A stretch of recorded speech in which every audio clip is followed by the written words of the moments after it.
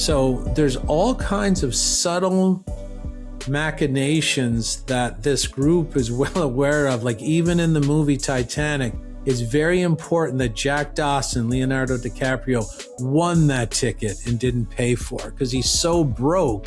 You've described calling the Czech Institute in embarrassment and being told they're under mind control. What happened inside you the moment you heard those words? Predictive programming is usually the first repetition of the idea. And if you drop the first repetition in, like, say, 10 years ago, as a mind controller, you know the subconscious will hold that.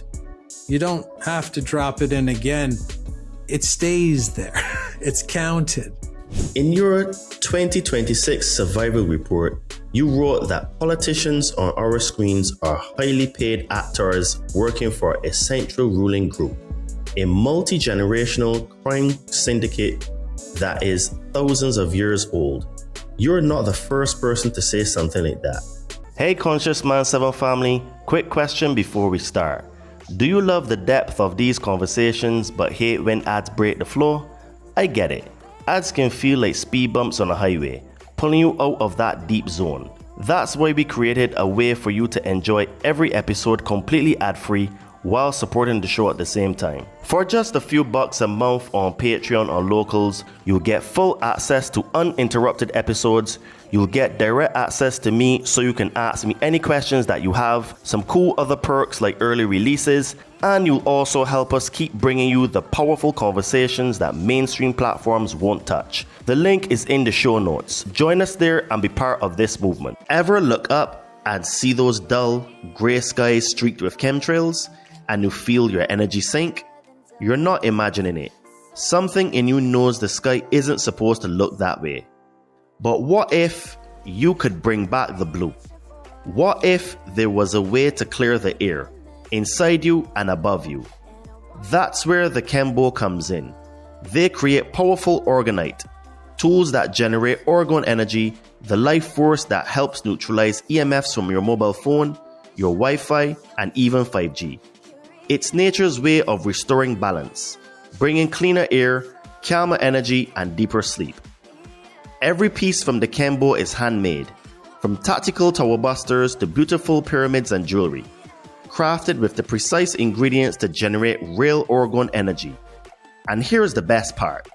They've proven it. For over 10 years, they've cleared thousands of miles of chemtrails, bringing the blue back to the skies around the world. So if you're ready to take back your weather and your well-being, go to thechembo.com. Use coupon code CM7 for 10% off and experience the shift for yourself. Don't fear the chemtrails or the EMF. Be empowered with the Chembo and never feel helpless again. If you are new to this podcast, please don't forget to like, subscribe, and to share because that helps us to be recommended in the algorithms. If you would like to support this podcast, please check out our merch store on Amazon with the brand Todd and Me. We've got some cool t-shirts, tank tops, hoodies, and sweaters. Link will be in the description of this podcast. And if you're now starting a spiritual journey, you would like to start a spiritual journey, or you're currently on a spiritual journey and you would like some help removing some fears and traumas, please hit me up on my Instagram at Adriano_246 and it will help you to get some magic mushrooms. Enjoy the show and stay tuned because we have some more great content coming soon. Your coffee, your drink, your Netflix, your newsfeed. What if none of it was accidental? What if the things you reach for every single day, the things you think you choose, were placed there specifically for you by people who understand your mind better than you do? Hello friends, welcome to the Conscious Man 7 podcast. I am your host Todd Cave. My guest today is Jason Christoff, and he spent 14 years destroying himself. Cocaine, alcohol, a successful business on the outside, and a man quietly falling apart on the inside. Then something cracked open, and what he found didn't just save his life, it took him to the European Parliament, the US Senate, the Romanian Palace of Parliament, the Japanese Parliament, standing in front of the most powerful institutions in the world and saying, "You are running a mind control operation on your own people," and he proved it. He just released a documentary called Planet Mind Control, and I believe it is the most important piece of content you will watch in 2026. What he is about to tell you, you cannot unhear. truth is blurred by lies and misinformation, perception becomes reality. What will you perceive your reality to be? Liberate your fears and walk with me. Sit down and meditate. Connect with your soul.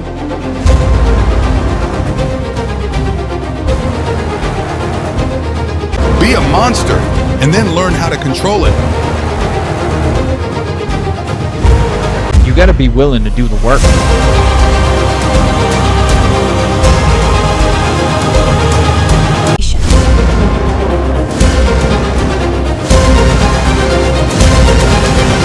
So it really goes really deep in terms of words and etymology and what they mean. So this is why like it is really hard to really crack the matrix, because there's so many levels and layers to it, you know? Before we start, I wanted to do a little housekeeping. At the time of recording this podcast, I was permanently suspended from Facebook, and my podcast Instagram page was also permanently suspended, which seems to happen a lot to people when they have Max Egan on their show. Getting banned and censored like this only happens when you are over the target, which is both a compliment and a warning that the Conscious Man 7 podcast is being watched by our overlords. Subsequently, on the same day of recording this podcast with Jason Christoff, I somehow got back my accounts, so I just wanted to give you that update because at the time of recording, I was banned, so when I share that in this podcast, it was true at the time. Jason, welcome to the Conscious Man 7 podcast. It has been a while. How are you, mate? I'm doing great, Todd. That was a great introduction. It got me smiling a couple of times. So well done putting that together. That's pretty funny, but deadly accurate as well. So good. Well done. Yes, thank you. I try to always bring as much accuracy as possible, and levity as well to the conversations that we have here on the platform, because we get into some really interesting, sometimes dark, sometimes dense information. But I always try to show people that there is a way, there is a solution, there is a way we can fight back. And one of the ways that we can fight back is understanding our own minds, our programming, and why we do things without even understanding why we do things. And you're one of the best in the game, and I am privileged to be able to have met you personally. And for people that don't really know, Jason was the one that actually got me into podcasting. And in 2022, I did a presentation at the Acapulco conference in Acapulco. I saw Jason, and I knew who Jason Christoff was because I did his workshop.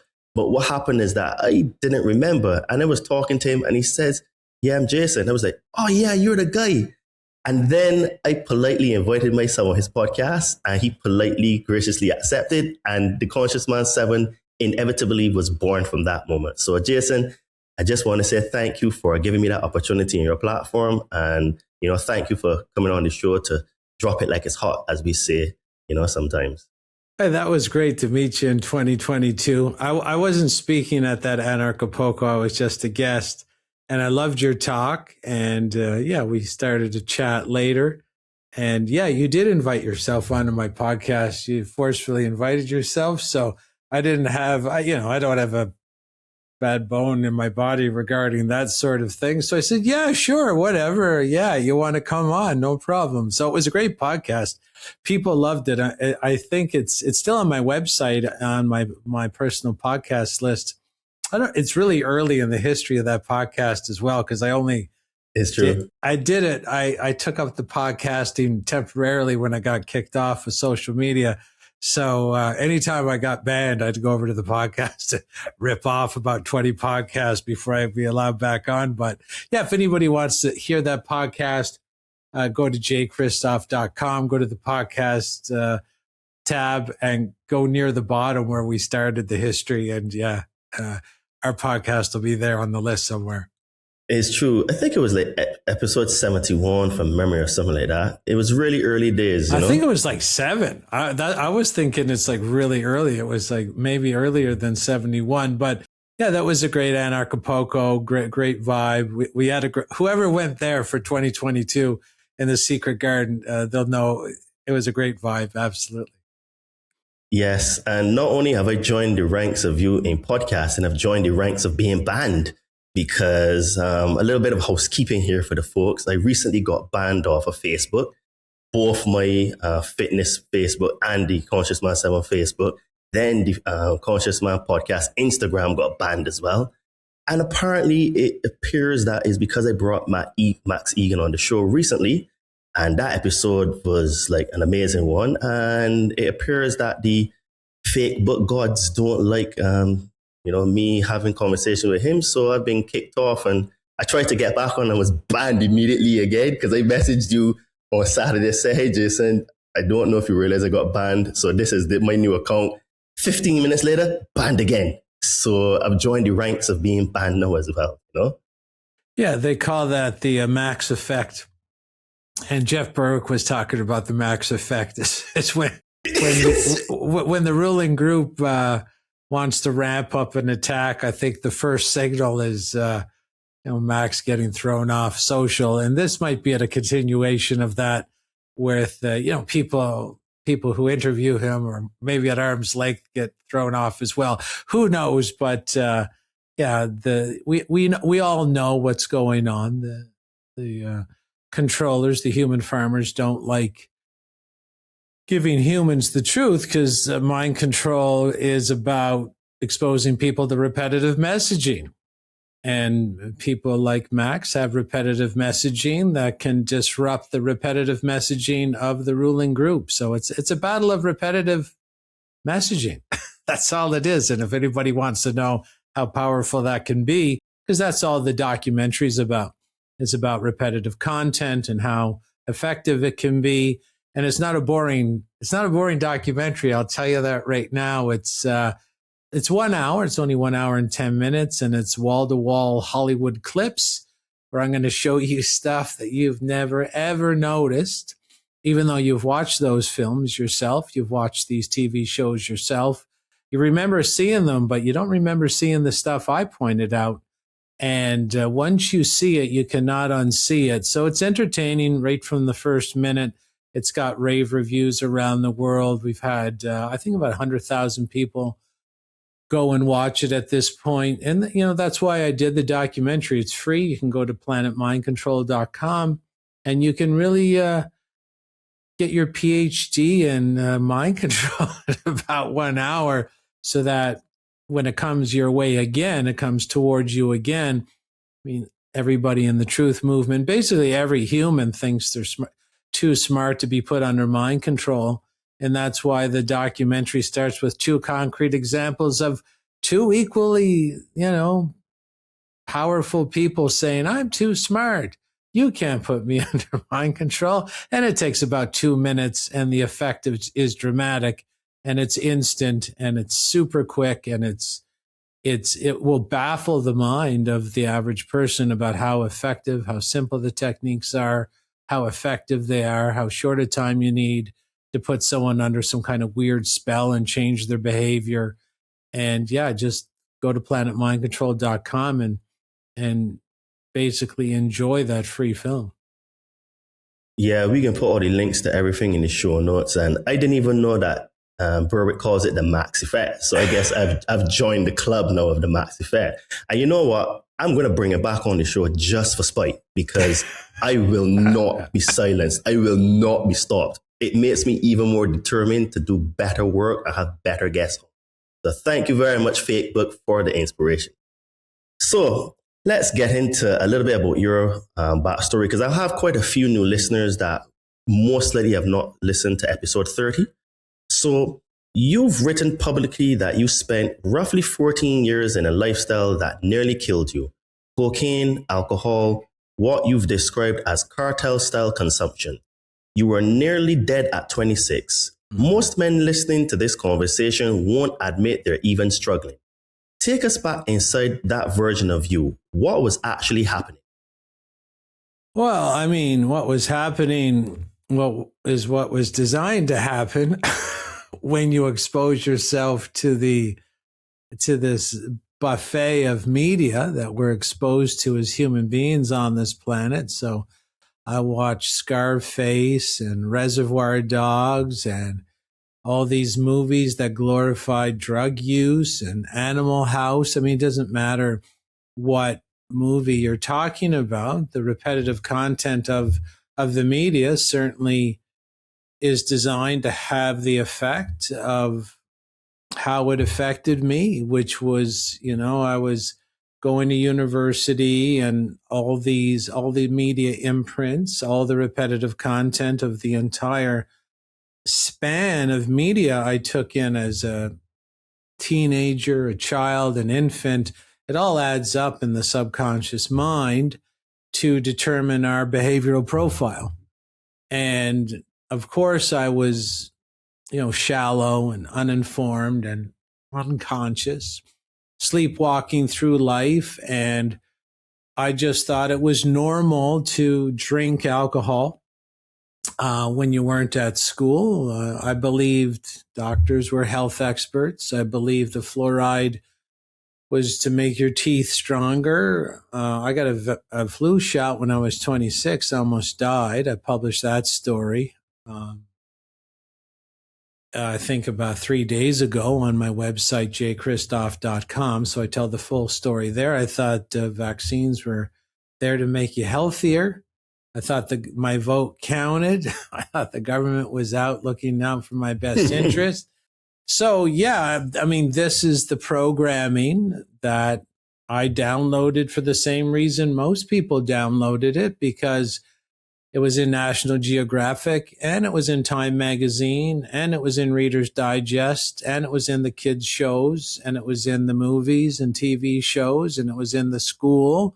And my parents were live versions of all those belief systems. So all this repetitive content sunk in to develop my behavioral and belief profile, to the point where, I mean, if you travel life and you have everything inverted, so if you believe lies is truth, like if you believe the hot red element on the stove will cool your head, or you believe you can fly if you step out of a 10-story, step off a 10-story balcony, you could believe it, but those are lies. And the weird thing about lies is they have this consistent result. Lies cause pain. And boy, was I in a whole bunch of pain. And if anybody's out there that you have pain in your life, it just means you're processing lies through your system, through your body, through your mind. And if you'd like to lessen that pain, you have to identify and recognize which lies you're processing through your life. And if you want to have more happiness, because truth brings happiness, lies cause pain. And all the programming I downloaded, like I thought if I was drinking Cristal and blowing big lines of cocaine up my nose, I thought according to the movies, I had made it to the big time. This was supposed to be the good life. This was the pinnacle of North American living, where all the happiness was supposed to be found, because God knows I wasn't happy before I started doing all that. And when I got there, I'm like, shit, I'm less happy now. Like, what's going on? The more I do what the programming taught me to do, the less healthy I get, the more depressed I get, the more bankrupt I become, the more suicidal I become, because I was heavily suicidal when I was, processing these massive lies to the system. I thought my tax was for the roads. I thought I was paying taxes for the roads. So even spiritual lies cause some sort of vibratory feedback, some karma, right? It's only within the last 10 years I figured out what the taxes were for. Maybe the 15 years. And even though that realization came late, still there was karmic blowback my entire life from processing these lies through my system. So I was doing cocaine because Scarface was, he looked like he was having a good time. So I was trying to mimic him. And in Animal House, all the cool kids were drinking in the movie Animal House. You're too young for that. But there's many movies like that from my generation. Porky's. It could even be Dirty Dancing with Patrick Swayze. All the kids who are dancing at the Wild Bar, they're all drinking alcohol. And so this goes into your nervous system and gives you the impression of what you need to do to be happy and what you need to do to fit in. And your nervous system is designed naturally to pick those signals up and follow through on them and make good on them.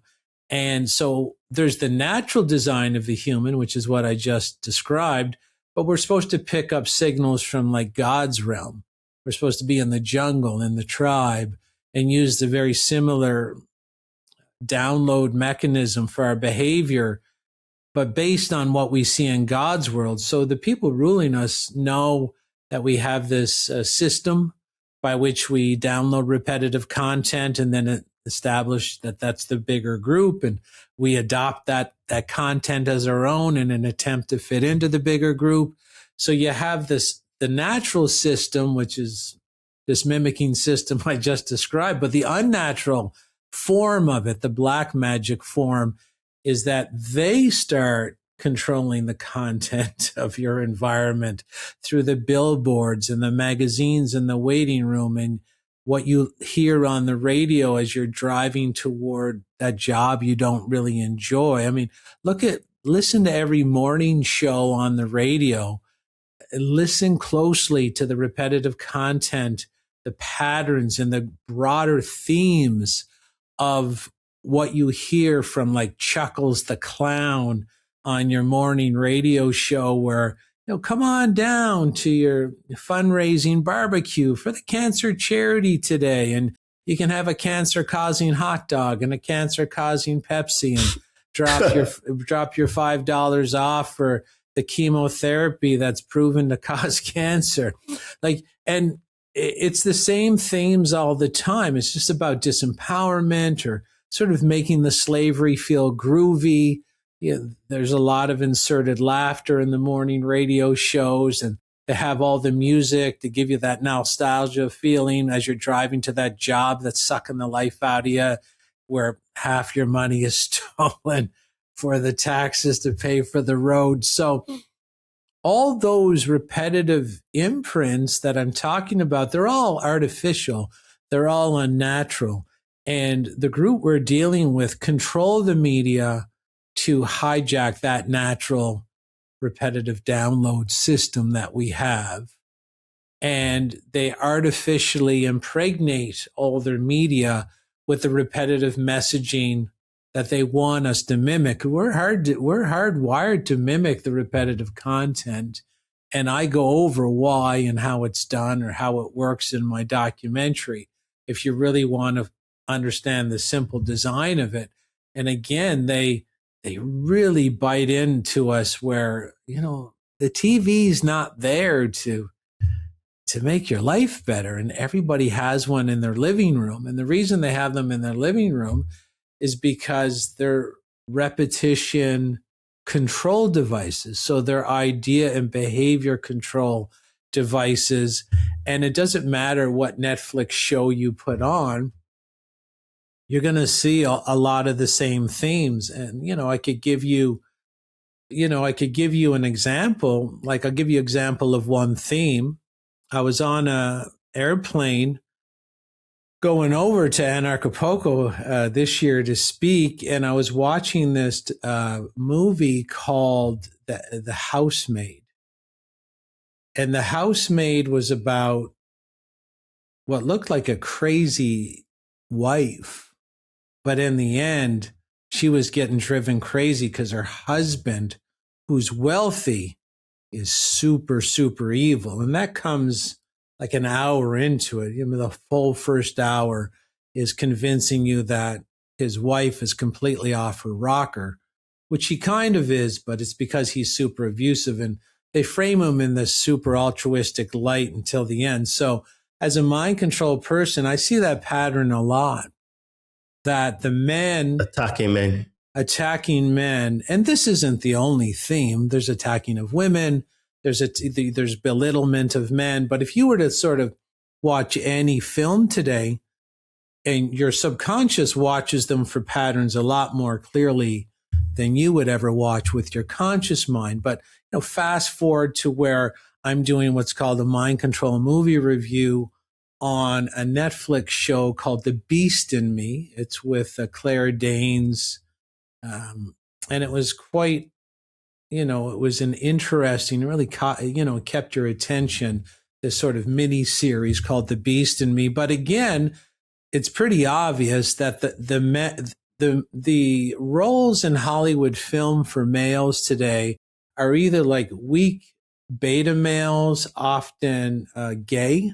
So that's one role. And then the other role is if they are heterosexual, they are psychopaths. They're definitely, psychopaths, sociopaths, rapists, killers, and murderers. Even buffoons. Buffoons, like this babbling beta male, like Homer Simpson on The Simpsons. But even if you look at the large cast of male characters in The Simpsons, they're very buffoonish or beta male. So Ned Flanders, Bart Simpson has a beer belly.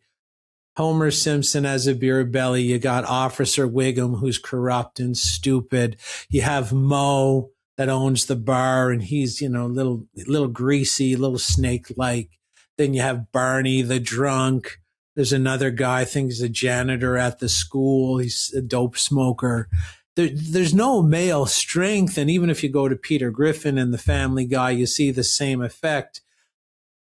In The Simpsons, Marge, the wife, she's logical, rational, strong, thin. Maggie, the daughter in The Simpsons, same thing, really high intelligence, thin, in shape, logical, rational. And then if you rebound over to Peter Griffin on the Family Guy with the females, you have the mother and then the daughter as well over on the Family Guy with the same characteristics. Now, you might not notice, but I'll tell you, if you go watch my documentary, the people making the movies and the TV shows and the cartoon shows like these two are, they know that you follow it subconsciously. So the male will get all this a tsunami of repetitive content that will do, like the subconscious has only one way to process that.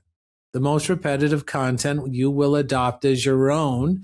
And the subconscious doesn't know when one movie ends and another one begins. It's downloading for content, similar content from your last trimester. So even when you're in the womb and your brain can hear what your parents are saying or hear what your environment is saying or feel the repetitive emotions of your parents through the body, and the fetus in the last trimester can hear what's on the radio, can hear what's on the TV, can feel the electromagnetic signals, like what's called the Wi-Fi, the body Wi-Fi. And that's when it starts sorting for what it needs to do to survive when it comes out of the womb. And then it downloads every megapixel and every millisecond of your entire life, whether it's real time, screen time, or imagined thought. And then it just throws it in the trash bin, sorts it for repetitive content all the time. Every second it's resorting in case there's something new that's repetitive that you got to adopt as your own to fit in or survive right away. And it just keeps, outputting what your behavioral profile is supposed to be. Now, although that sounds completely bizarre, that's how government exists. The word government actually means to control the mind. So basically, that's how you got all roped up into that lifestyle when you were 26 and stuff like. So you had talked about your early business success actually triggering what you call dormant mind control programming.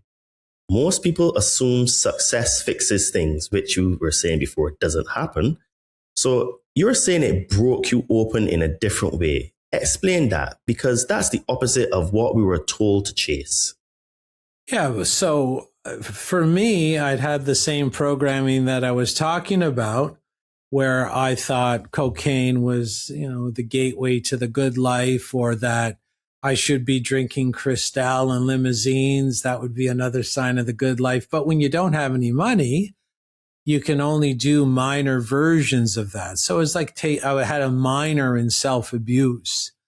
So when I got into business, I was rather, not super successful, but I think my first 30 days in business, I would have made $50,000 in profit in today's dollars for myself. I was actually still living at home at the time because my mother and father were kind enough to let me take up residence at their house until my business took off. I didn't tell them how much money I was making until my mother saw a huge, pile of cash on my dresser. She said, I think you can go get your own place now, Jason. I said, yeah, for sure, Mom, I'll get out of here. So, we're on great terms even to this day. But so with all this extra money, you can really execute the programming, right? And a lot of the programming was, when you do get some money in your pocket, go get a fast car. So go get some cocaine, go buy drinks for the bar, go buy a big TV with stereo surround sound. And so the way the ruling group works is that one of the primary repetitive themes is that rich people are assholes or bitches. So whether you look at Cruella de Vil, who's a bad, real evil lady, and 101 Dalmatians, or you look at Titanic, or the movie Taken, or the movie Equalizer, the poor person is always the most noble, and they're always up against the rich anti-hero who's always the prick or the asshole. So that programming keeps about 90% of the people under control. Because when the average person thinks about wealth, given that this is a primary control theme in all media, when someone considers wealth, they consider it dirty or not spiritual or ugly or evil. They'll even say, money's the root of all evil. Imagine saying women are the root of all evil, and still expecting to get great dates and find a great wife. It wouldn't make any sense, right? If that was your belief. So do you think that that's why people subconsciously self-sabotage to not have success? Because of that programming? It's designed to give that effect. Because just look at COVID. In 2020, they said, if you don't do as you're told, right, you're fired. Now, if you had $1 million in the bank, a threat doesn't go very far. And of course, I earned $1 million, in my first 10 years of business 30 years ago. So see, this is what the average person has to understand, is that programming that I described is there so that you have less power. So mind control, right, the ability to control you, has to do with power. So I could just be average. Like I could have average power, but if you're like really weak on like 5 levels, say I'm stronger than you, I'm I'm physically stronger, I got more money than you, I'm smarter than you, right? So then if I try to put you under my spell, the easier it is. So yeah, this is why people have a hard time, breaking out of their poverty programming. It's called poverty programming. Just look at the movie The Titanic. Leonardo DiCaprio, Jack Dawson in the movie, didn't even have to pay for his ticket because he won it in a card game. He got given it by God. That's why a lot of people play the lotto, because if they win it by chance, it's not dirty. It means God gave it to you. So there's all kinds of subtle machinations that this group is well aware of. Like even in the movie Titanic, it's very important that Jack Dawson, Leonardo DiCaprio, won that ticket and didn't pay for it because he's so broke, he couldn't have paid for it. So you start getting the programming going. And then, this Rose, the lady who has to marry, I think his name is Billy Zane in real life. He's a rich asshole. And she's dreaming of Jack while she's up in the first class cabin. So obviously money can't buy you happiness, but neither can poverty, right? But they don't tell you that. So that's fascinating, Jason. So they're programming us through the movies to be poor, where I used to think it mostly came from the household environment, from like parents and stuff, or it's a combination of both. It's both. And the reason your parents have it is because it doesn't matter what generation it is. It could just be newspapers, radio, it could be Shakespearean plays, could be books, the school system. You go all the way back to Shakespearean plays, where it was actually Francis Bacon. Shakespeare was real, but he didn't write those plays. And if you know how to look at those plays, they're ripe with the same mind control I'm talking about. So yeah, and then Jack Dawson is down. Is he in the second class cabin or is he in the third class cabin? Of course, he's at the bottom.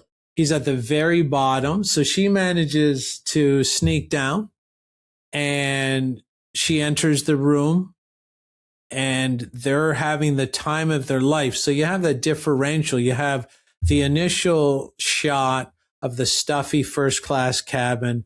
Everybody's not having fun. No one's smiling. Rose isn't having a good time. She's naturally drawn down to the rough and tumble poor character who's more noble, more spiritual, a leaf in the wind or whatever you want to describe that. And she goes down and she opens the door and the people in the third class cabin are having a big party. There's lots of alcohol. They're dancing around. Someone's playing the spoon, someone playing the accordion. And it's the best part. It's the opposite. And it's the opposite where people are always being programmed that being poor is noble, being poor is spiritual, being poor, you're going to walk the higher moral ground. You're more altruistic. You're less evil. So all this adds up even in the movie Equalizer with Denzel Washington, right? He's so poor. He lost his wife. So you're feeling sorry for him right away. He's the vigilante. He's protecting the prostitutes on the street at like 2:00 in the morning because he can't sleep because he's lost his wife. Denzel Washington in the Equalizer goes to the local diner that's open all night for the prostitutes. And, he's defending the prostitutes that are getting abused by the pimp. And of course he works at Home Hardware, right? And the pimp, whose name is Slavy, he has a gull-wing Mercedes. He treats people poorly. He's just a real prick. And that's what your subconscious is going to pick up all the time. So that poverty programming is what will capture 90% of the people to keep them financially broken. Now they know 10%'s getting through, and I got through, and that triggered. So in mind control, it's called a trigger.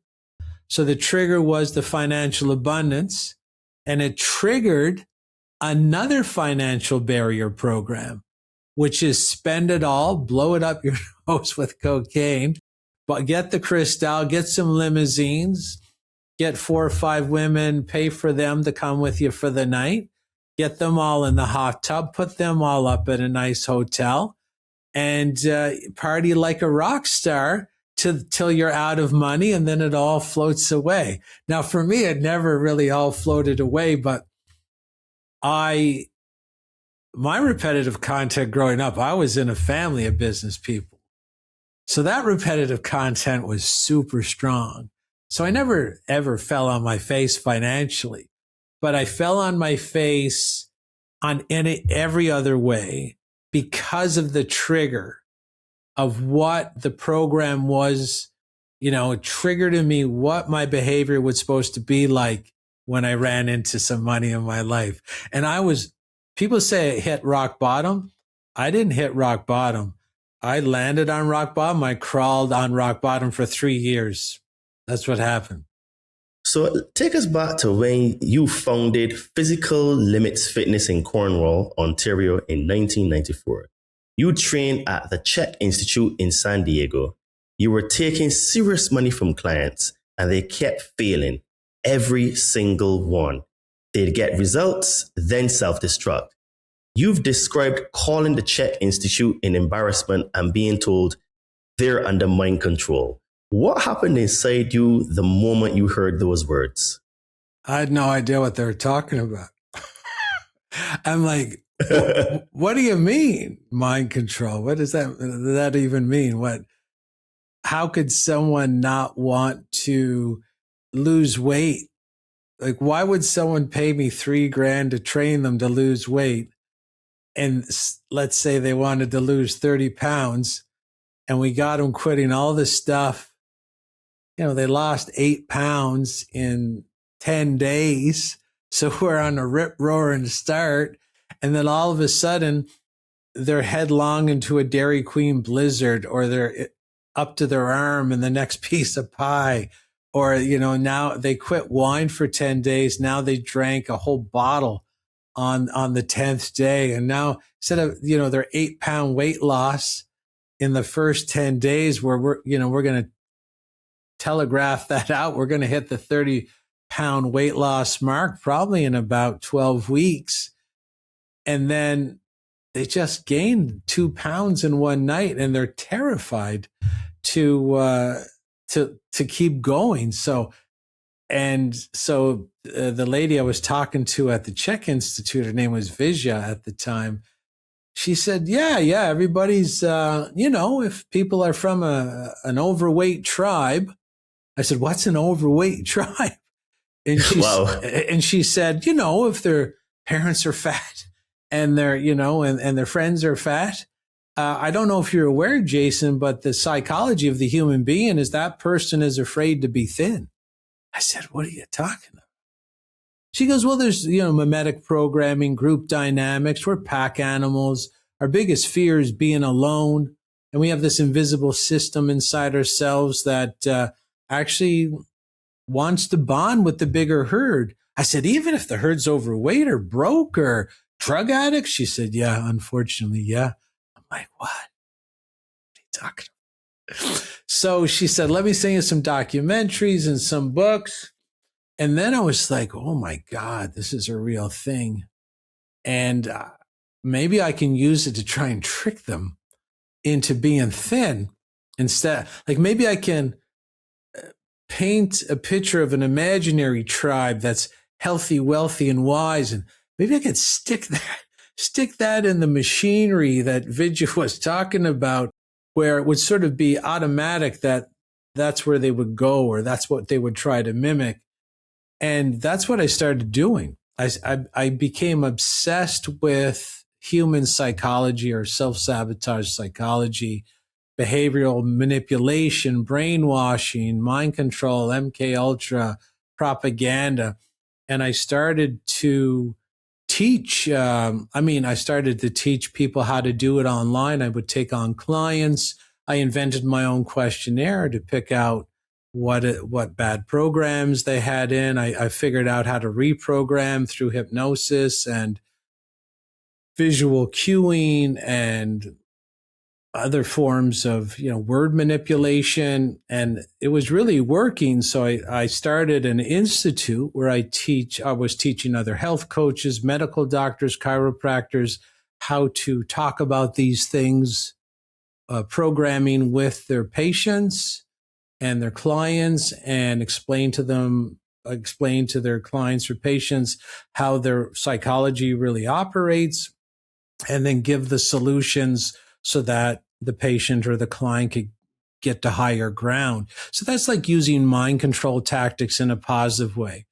And that's when I got, I started to basically teach people get invited to some pretty big venues to talk. And then the career sort of exploded after that. So basically, you found that your clients were mind controlled, and you said, okay, let me help them lose weight so I can positively mind control them to create an imaginary positive crowd in their life. Ended up getting really good at it. And then boom, your self-sabotage career just took off because of your infatuation for how the mind works and all that kind of stuff. Yeah, that's exactly. And I was giving some big talks to some medical doctors in Canada, and there's a group of medical doctors that were touring different parliaments in the world. And one of the medical doctors I gave a talk to volunteered my name and said, Jason should be on the tour with you. And they took me on the tour. And that's when I started going around to talk at all the parliaments. And my job was to explain the behavior of the public during COVID through the lens of mind control. More importantly, pick out the mind control tactics of the government and how they were weaponized against the people, and provide proof, like concrete proof. Because if you're going to talk in front of parliamentary members across the world, you got to stick to the facts. You can't just have emotional rhetoric to try and sway their opinions of what happened. So I brought the facts, I brought the psychological research and the studies that were undisputable, and I showed how the governments around the world weaponized behavioral psychology against the public to trick them to go against their genetic self-preservation mechanism. And yeah, it was a big hit on the tour, and it was a great time. Wow, that's awesome. So we can transition now to talk about, because you mentioned it a bit before, your Planet Mind Control documentary. So your documentary, Planet Mind Control, has just been released. You've said it's the most powerful yet simple explanation of how mind control works ever produced. That's an enormous claim. What does it show that years of podcast conversations haven't been able to fully communicate? I've watched a lot of them. It could be like Chase Hughes, or there's so many people that try to discuss mind control, but they don't bring the group dynamics into it. And if they do, they don't show samples or examples of how it's done on, uninformed victims. So the first thing in my documentary is I bring up a very important clip from America's Got Talent, where there is a mind control expert called Max Major, and he focuses in heavily on Howie Mandel, which makes it very interesting to watch, because these are household names. Howie Mandel and America's Got Talent are household names. And you can tell how confident the mind control expert is because he doesn't have one bead of sweat on his brow, not at all. And he's in front. This is America's Got Talent, is watched by 15 million people at the time. Every single night it's on. And he's not worried, the mentalist, as they call them, or the mind control expert, isn't worried that Howie is going to give a wrong answer to, the setup, to, Howie is the mark. And not only does Max Major mind control Howie Mandel to do two things exactly as the mind controller programs him to do, he mind controls Howie Mandel to draw a particular shape. And he also mind controls Howie Mandel to pick a time on the mind controller's watch as the watch is turned around. And of course, the mind controller won, because the mind controller will always win with the uninformed victim. And not only does the mind controller completely mind control Howie Mandel in only 3 minutes, the mind controller knew what he would draw. He programmed it into him. Howie didn't even know how. And the mind controller programmed into Howie Mandel with only his voice what time he would pick on the watch. And then that's exactly what Howie Mandel did, because that's how he was programmed. But not only did the mind controller completely hack Howie's mind during the show. He hacked most studio audience members at the same time, both. That is levels. That is another level. Okay. And one of the programming that the mind controller used to trick Howie Mandel to draw a very particular shape, that was through the eyes. So he programmed Howie visually to draw the shape. Ooh. But when and Howie didn't see any of it subconsciously. Subconsciously, his subconscious saw everything. Consciously, he didn't see anything. So the other trick where Howie Mandel was picked the same time on the watch that the mind controller already set on his watch, right? And the mind controller programmed the time of the watch into Howie just using words, nothing visual. That's incredible. Yeah. And the mind controller does review for the studio audience in the video, like during the trick, he says, this is how I tricked Howie to draw this shape. And everybody's like, oh my God, we just watched that. We never saw anything. All the cues were visual, but you could only see them when they replayed it and the mind controller showed them all. And everybody's like, oh my God, I didn't see that the first time. No shit, you didn't see it the first time, because that's how mind control works. But the mind controller did not explain to the studio audience how he tricked, like how the mind controller tricked Howie Mandel to pick what became the 4 o'clock on the watch. I had to figure that out on my own. And I couldn't even figure it out. I had one of my students in my program say, I figured it out. This is how he did. And I said, shit, that was really clever. Wow. So I go over all that in the film just to start so that the audience can know this is real. You have Howie Mandel, a guy thinks he's too smart to be put under mind control, a mind controller that comes out and really destroys him in a mind control way in only 3 minutes. So it's like short, subtle, effective, rapid. And the guy, he's not nervous. He's not shaking. He's not sweating. That's how effective it is, because you do A, B, C, and you get out 1, 2, 3. That's how it works. So we can get a little bit controversial with one of your favorite subjects that a lot of people don't like you for, which is in the documentary, you identified coffee as the #1 media programming tool in Hollywood. You call it the modern day Soma from Brave New World. There are men listening to this right now who are on their 3rd cup today. Walk them through exactly what you've documented. I think the best advice I have is grab a coffee and go watch the film, or grab a beer. Really? Yeah. Or roll a big joint, or whatever you're doing to destroy yourself, because whatever you're doing, you're not going to be able to even make one step in the right direction until you see the film. That's just the easiest way to describe it. Because if you don't know that you're being hunted, well, how do you defend yourself? True. If you think, talk about if you think the taxes are for the roads, or if you think, the president's in charge of anything, or the prime minister in Canada makes all the rules, or, if you think doctors are health experts, wait till you find out that the coffee shops aren't on the corners because it's a free market economy, right? In Canada, there's Taj Mahal liquor stores coast to coast in every major city. That's not because the government likes you.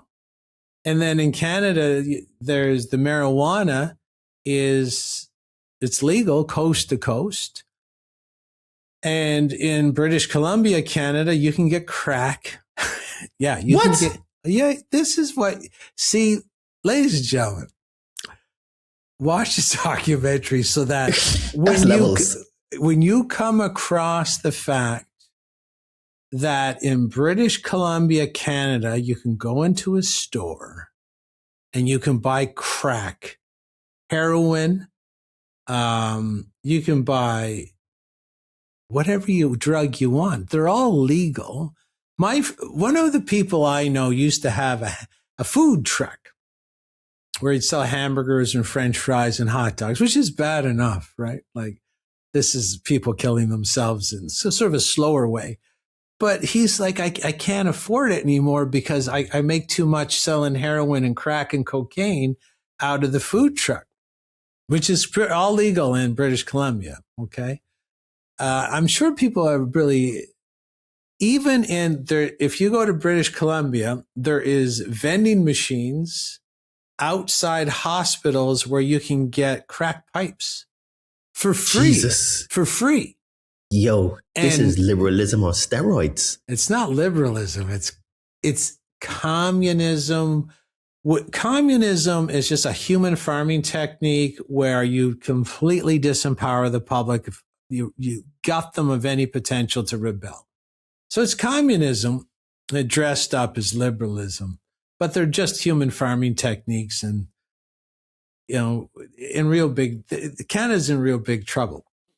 But so the coffee is not as bad as crack or fentanyl or heroin or straight cocaine powder. But there's a reason they want you drinking it. And if you if you're a mind control person like myself and you understand that repetition is key, obviously, if I'm going to watch the movies, I'm going to reverse engineer what's their biggest agenda. Well, their biggest agenda has to be the one that's the most repetitive. No, has to be the one that's most important, or it wouldn't be as repetitive. Something else would be in first place. But coffee's in first place. And I'm like, why is coffee in first place? Now, if you've never noticed in your life before that the movies and the TV shows are littered with takeout coffee cups, clay coffee mugs, espresso or percolator machines on the back counter, or the whole scene is shot in a coffee shop. If you don't notice, that's okay. It's there. And if you go watch my film, you'll be like, oh my God, it's everywhere. Yeah, it's everywhere. But you don't notice, but don't worry, your subconscious notice.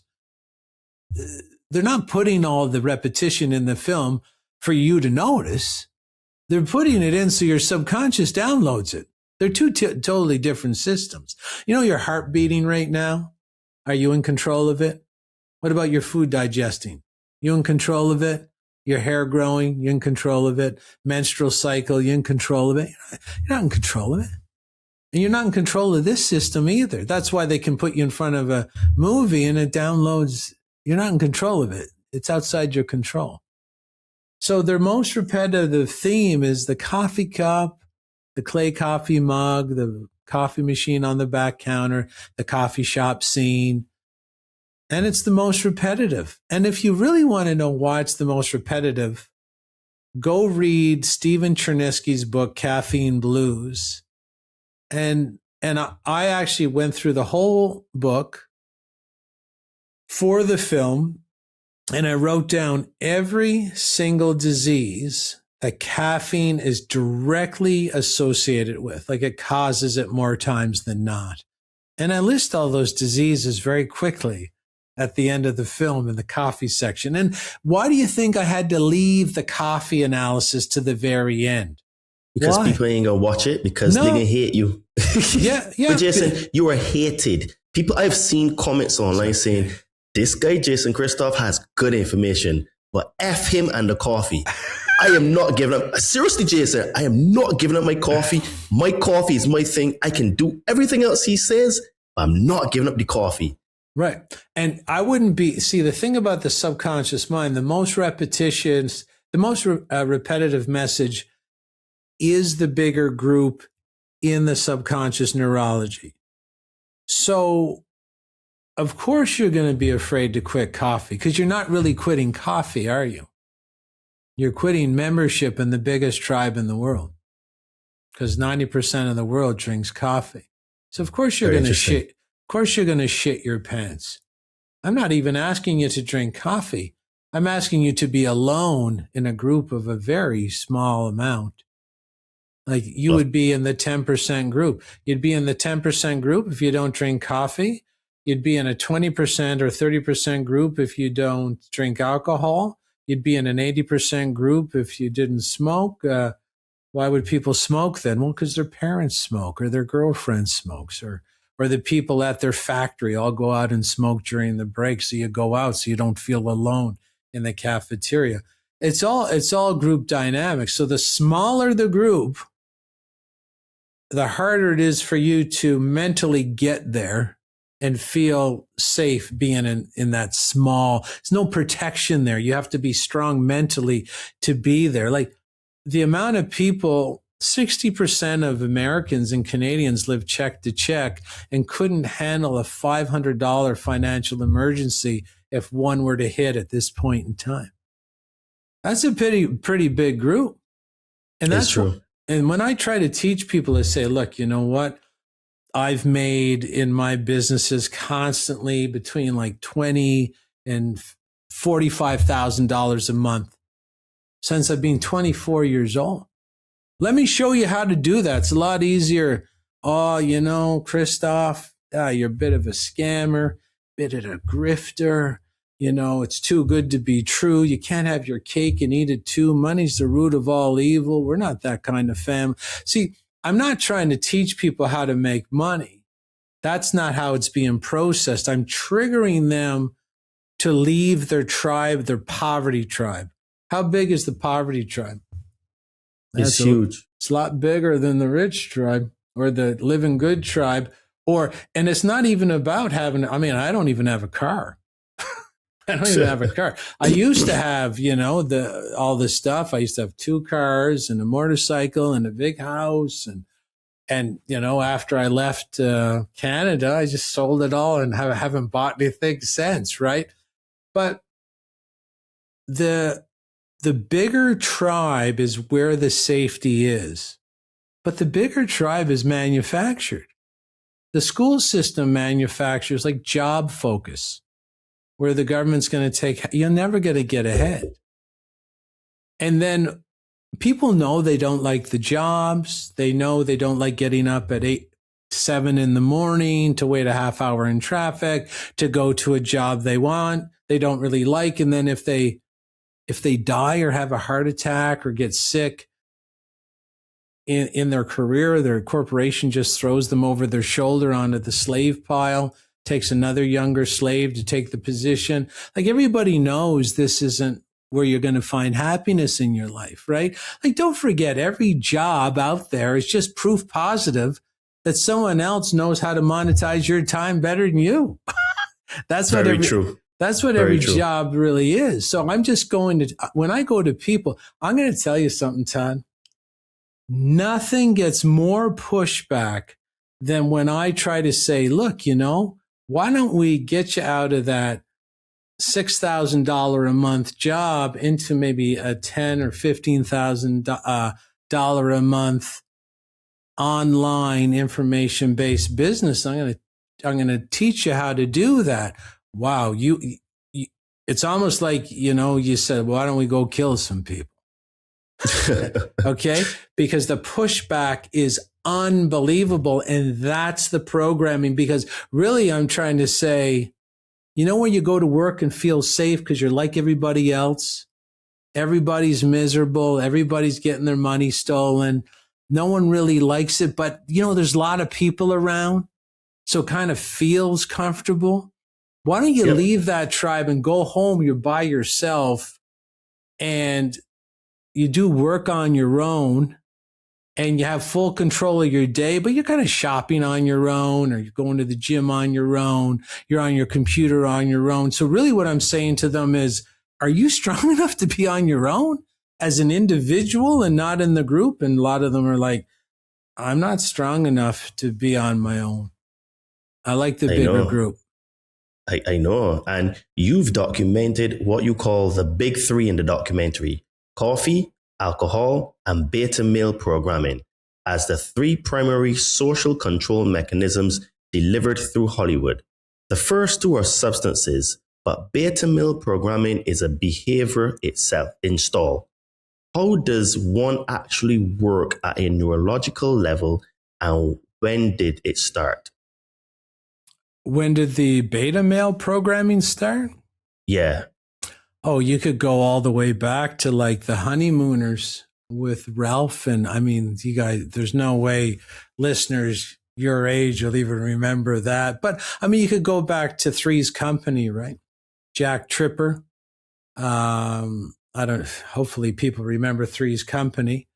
There was an actor called John Ritter who played Jack Tripper on the movie Three's Company. And he had to live with two women in the sitcom, but the landlord wasn't keen on a man who wasn't married being with women in the same domicile. So Jack had to pretend he was gay to get the lease. And that was sort of a theme of the show. We could go back to Robin Williams and his initial TV debut. I don't know if people understand that Robin Williams started on TV in a sitcom called Mork and Mindy. He was very beta male and weak. You could go to MASH. MASH was with Alan Alda. And we had basically a high-ranking army officer called Frank Burns, who was very feminine. And we also had a cross-dressing assistant to the top-ranking general. He was dressing as a woman trying to get out of the army on a Section 8, which would be an insanity declaration, psychiatric insanity declaration. So we've gone all the way to someone dressing as a woman to get ejected from the army on a Section 8 mental instability foundation to people just men dressing as women today. But this is how the group slow drips it in. So it's like comedy, like MASH was comedy. And although this character in MASH, his name was Klinger, he wasn't really cross-dressing. He was cross-dressing on purpose to try and get out of the army. But that's how they do it. And then you flash forward to today with like Will and Grace. I don't know if you know that sitcom. And Jack was flamboyantly gay.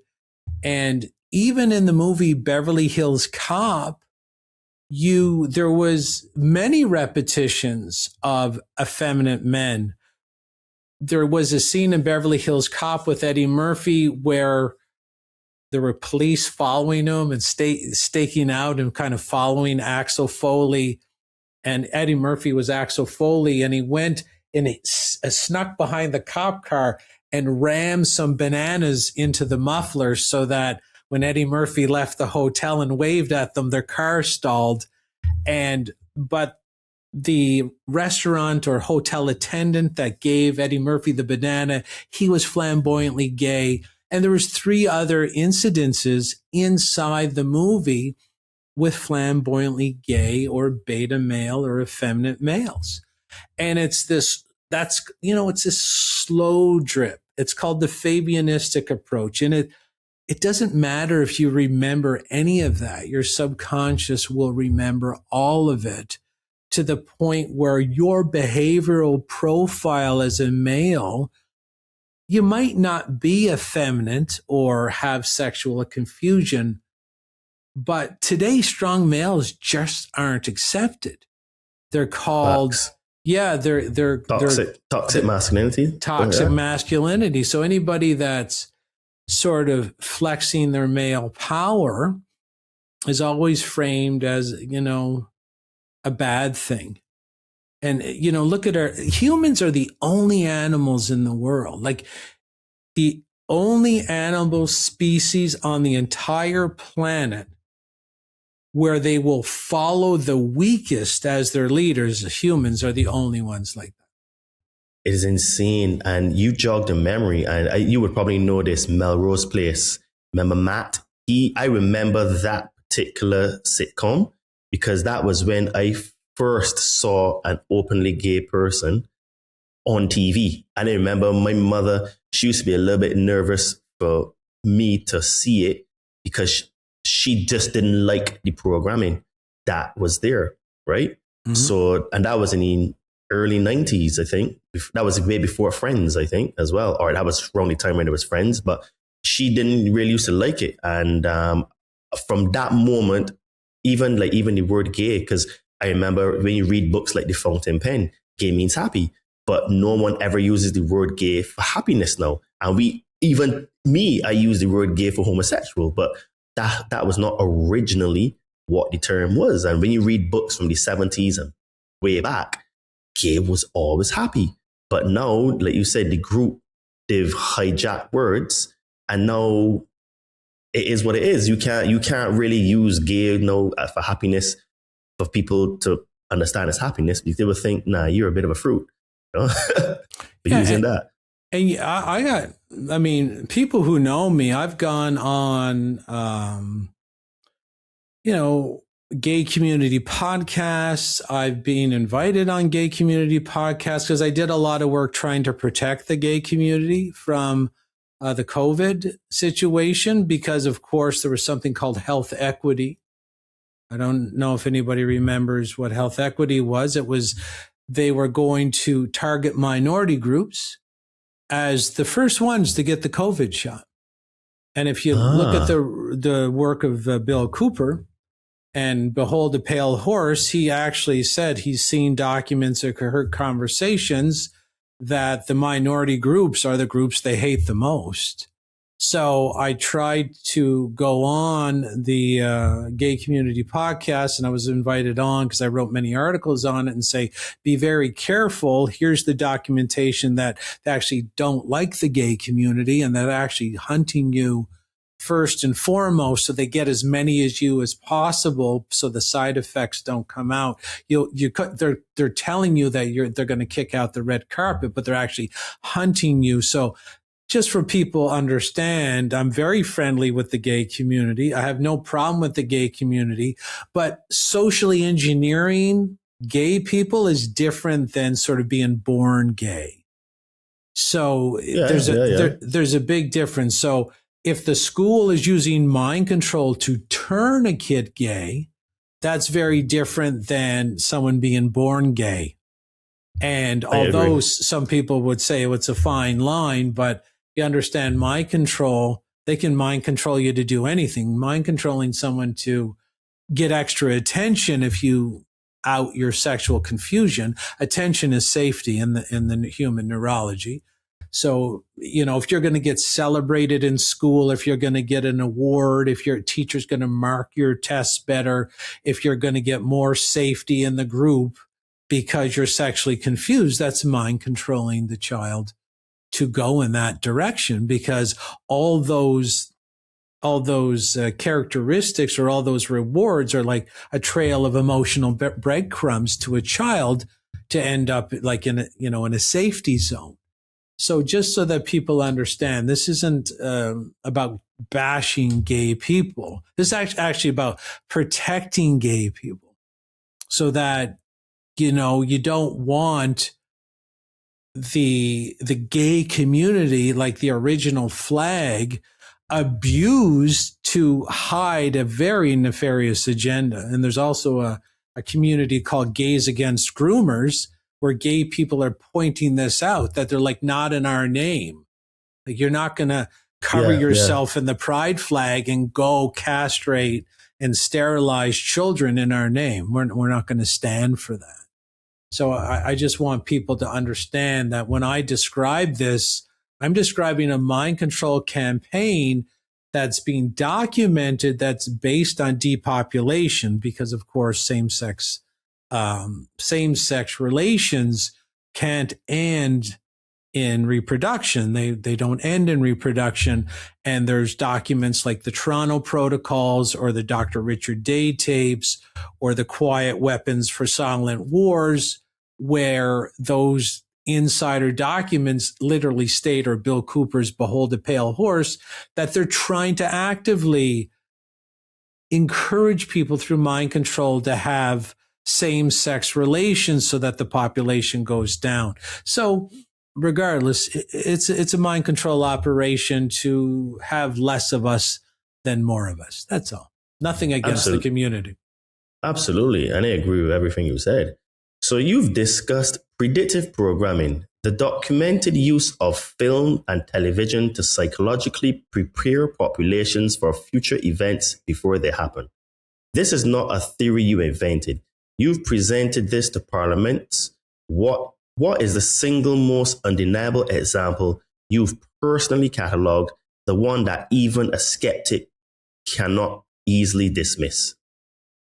Well, they're always going to easily dismiss it, Todd. There's no problem there because they can't imagine, a con job this big where the TV, which they think is entertainment, is actually a hypnosis device. But predictive programming is usually the first repetition of the idea. And if you drop the first repetition in, like, say, 10 years ago, as a mind controller, the subconscious will hold that. You don't have to drop it in again. It stays there. It's counted. So when you're watching the movie Contagion with Lawrence Fishburne and Gwyneth Paltrow and Matt Damon, 2011, that's when that movie came out. 9 years before COVID. And if you don't have the answers to the questions I'm going to ask, don't worry. Your subconscious remembers if you watch the movie. But you consciously probably won't recall any answer to the movie that you watched. They even let it out in 2019 or even 2020 to get it, fertilized a little bit. It was a little bit more fertile in everybody's mind. But in the movie Contagion with Lawrence Fishburne and Matt Damon, there was a viral outbreak. Where was the viral outbreak originating from? What country? I think it was China. Excellent. You remember it. From China. So there's your first repetition, right? For 9 years later. And you might not remember, but there was something in the movie called an R0 number. You don't even have to worry about it. Your subconscious will remember it. R0 means the spread rate. So there's actually how fast is this supposed viral disease supposed to spread? Well, the R0 number was very close to the same spread rate number put forward by real life Neil Ferguson from Imperial College in the UK, who has a dark history of over-exaggerating disease spread. Okay? And in the movie Contagion, there's a scene where they're burying bodies out in a park, and the actors are they say to each other, "We ran out of body bags 2 weeks ago. Canada's got some, but they're keeping them just in case." And you're thinking, well, man, they're burying people outside because the cemeteries or the morgues can't keep up with the death rate. So that was in the movie in 2011. Now, flash forward to 2021, there's a big newspaper article, big press release in the New York Post and the New York Times. They're burying people out on a place called Hard Island. And they're saying they're burying them because the bodies are piling up and they can't deal with them fast enough. But hold on. And then they have aerial footage of people burying the bodies out. You can see the coffins. You can see the people burying. You can see the open hole in the ground where the coffins are. And the public are told that they're burying this because of the overflow. But hold on a second. Hard Island is there's a prison out there, and the prisoners always bury unclaimed bodies that people, like if you're a lot of homeless people or old people in apartments in New York City, you don't always find the next of kin. And it's the prisoner's job to bury them they don't even know who they are sometimes. So they bury them out on Hard Island. And it's the exact same color outfits that the prisoners are wearing compared to what was in the 2011 movie Contagion. And they even manipulated it too, so that there was sort of an excess flow of bodies, because they closed all these hospitals in New York City because of the virus in real life and funneled them to Elmhurst Hospital. But what they did, you usually have 2 to 4 weeks to claim the bodies. But the policy change said because of the virus, we can only keep the bodies for 48 hours if they're unclaimed. Who has, like, if there's a next of kin issue, who has time to run someone down in 48 hours in a pandemic situation to say your relative died, or let's investigate this homeless guy we found in the subway? Who can we find his next of kin? No. So their policy change accelerated the body's departure before the next of kin could arrange the funeral at the funeral home and the body pickup. Yeah, everything about that was a scam, because and I used to have arguments with people. I used to show people the death rate going on, and the death rate was like so minuscule compared to populations of like even with the common flu, but no one was like getting it. And I was like, but this is a mathematical thing. But it was just mad. And I remember Berwick went to Mexico City to document all these people in the crematoriums. Yeah. And I will never forget. I think that's what also helped him get banned as well from YouTube at the time. Absolutely. And basically what he was showing is that crematoriums were not even busy. And it was just propaganda that the BBC, the British Brainwashing Corporation, that they did. So yeah, it was just all propaganda. So 2011, they started that propaganda. So even to the color of the clothing and everything is what they did. Yeah, and the gyms were closed in the movie Contagion. The airports were closed in the movie Contagion. There was social distancing, never heard about it before, in the movie Contagion. There was hand washing. There was mask wearing. There was social distancing. No one's ever heard about that before. That's where they introduced it right into the subconscious as the first repetition, just boom, and then they left it. And don't forget, in mind control, 2's a crowd. 2 repetitions make an impact, because 2 is safer than being 1, right? So the 1 repetition isn't really safe to adopt until the 2nd repetition comes. Now you got 2 repetitions, and 2 repetitions in the subconscious means 2 people in the tribe have this exact same idea. Maybe we should mimic that to find safety, because of course, being a lone wolf or a black sheep by yourself, that's pretty dangerous. But we got 2 repetitions. So then the 2nd repetition comes in, but not only the 2nd, it's like a tsunami. Social distancing and asymptomatic spread was also in Contagion. Oh my goodness. So having the disease, but no symptoms. So they introduced absolutely everything in there to give, the TV watchers their PhD in virology from Hollywood University. And so when the exercise goes live, the subconscious says, oh, hold on, Jason. I got this list right here. I downloaded from all of these movies, and Contagion was one of 500 movies in this genre. I Am Legend with Will Smith. What was Brad Pitt's movie? I can't remember what he had. He had a zombie movie. Angels and Demons were about viruses. Hobbs and Shaw was about viruses. Outbreak with Dustin Hoffman. They're all about viruses. So you would have watched some of these viral outbreak movies, Resident Evil. they're all about viral outbreaks, zombies, and then the vaccine saves the day. The important medical research saves the day. So when it goes live in 2020, your subconscious says, hey, yeah, I already got a list. I got you covered.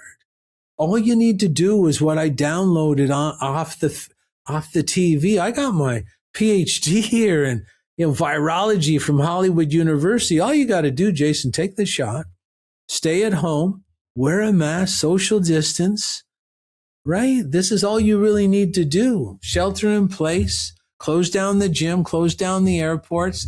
I already recorded it. It was into my brain in 2011, but that wasn't the only movie. Oh, it was World War Z with Brad Pitt, right? It's the same zombie, vaccine saves the day, viral outbreak genre. And there's 500 movies like that in the last 15 years. You're going to see a couple of them.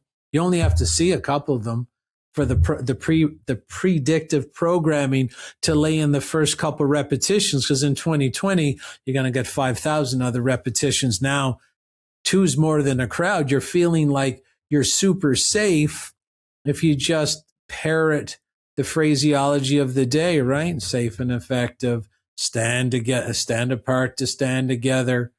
Vaccines don't cause autism. It's humans are cybernetic drones if they forget how to think. So anyway, Todd, next question, I guess. Yeah. So we can shift gears to conscious men, masculinity, family, and what you call they. So you use the acronym they, the hierarchy enslaving you. And in multiple recent interviews, you have been very specific. One of their primary targets is men. The emasculation of men through media, the feminization of male characters, the dismantling of masculine identity. Why is a conscious, strong, grounded man the single greatest threat to this system? Well, the group is old, and they've had winning battles and they've had losing battles. This is what the secret societies pass down to their children, is like, this is when we lost and this is when we won. And when they lost, strong men were always at the foundational cornerstone of their losses. So they're very clever at how to lessen or reduce the amount of males. And whatever males are left, they know how to feminize them chemically and also spiritually and energetically. So the whole goal is to, use that two-prong approach to reduce the males in general. And, one of the chemical approaches of that is something called bisphenol A. So there is a documentary called The Disappearing Male. It's a CBC documentary, Canadian Brainwashing Corporation there. That's the one. But, they used to do some good stuff. They had to build the trust before they broke the trust. That's how trust works. And so this documentary, Disappearing Male, shows how bisphenol A is purposely on things like cash register receipts. Goes right through your skin. So every time you pick up a cash register receipt, is one of the reasons they give them, is so you have the bisphenol A on your skin, and it aborts males in the womb. So if the female is pregnant and it happens to be a male, there's a good chance it will be aborted. It's not 100%, but it's a percentage that's obvious. And if the male's not aborted, it does come out more feminine. And there are chemicals, like they say it's a pesticide called atrazine. So there's a professor at Berkeley, California, Professor Tyrone Hayes, who was hired by the pesticide manufacturer Syngenta.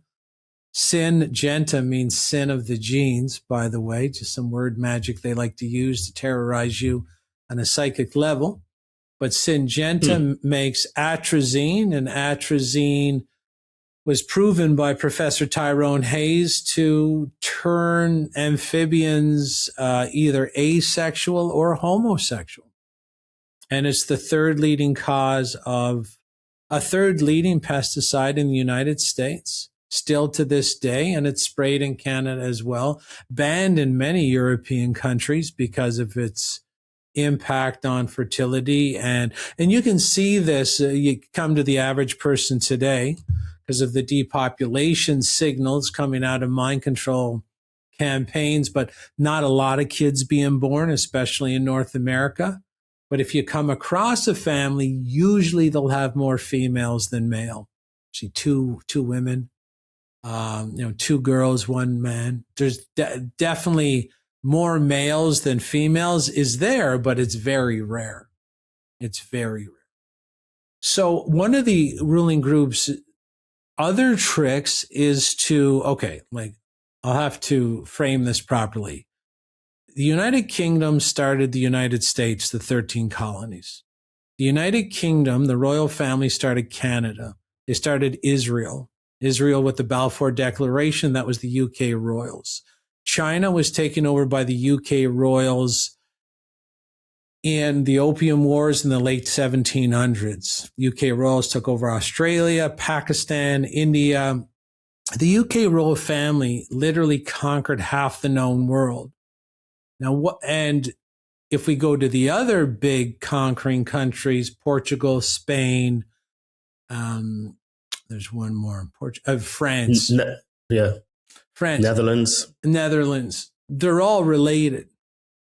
Okay. And the UK royals also took over Russia with the assassination of Tsar Romanov. That was organized by the UK royals. They're family members.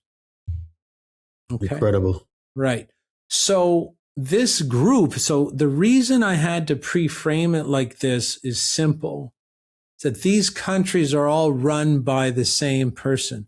Even what we call Ukraine. Just look at the name of it.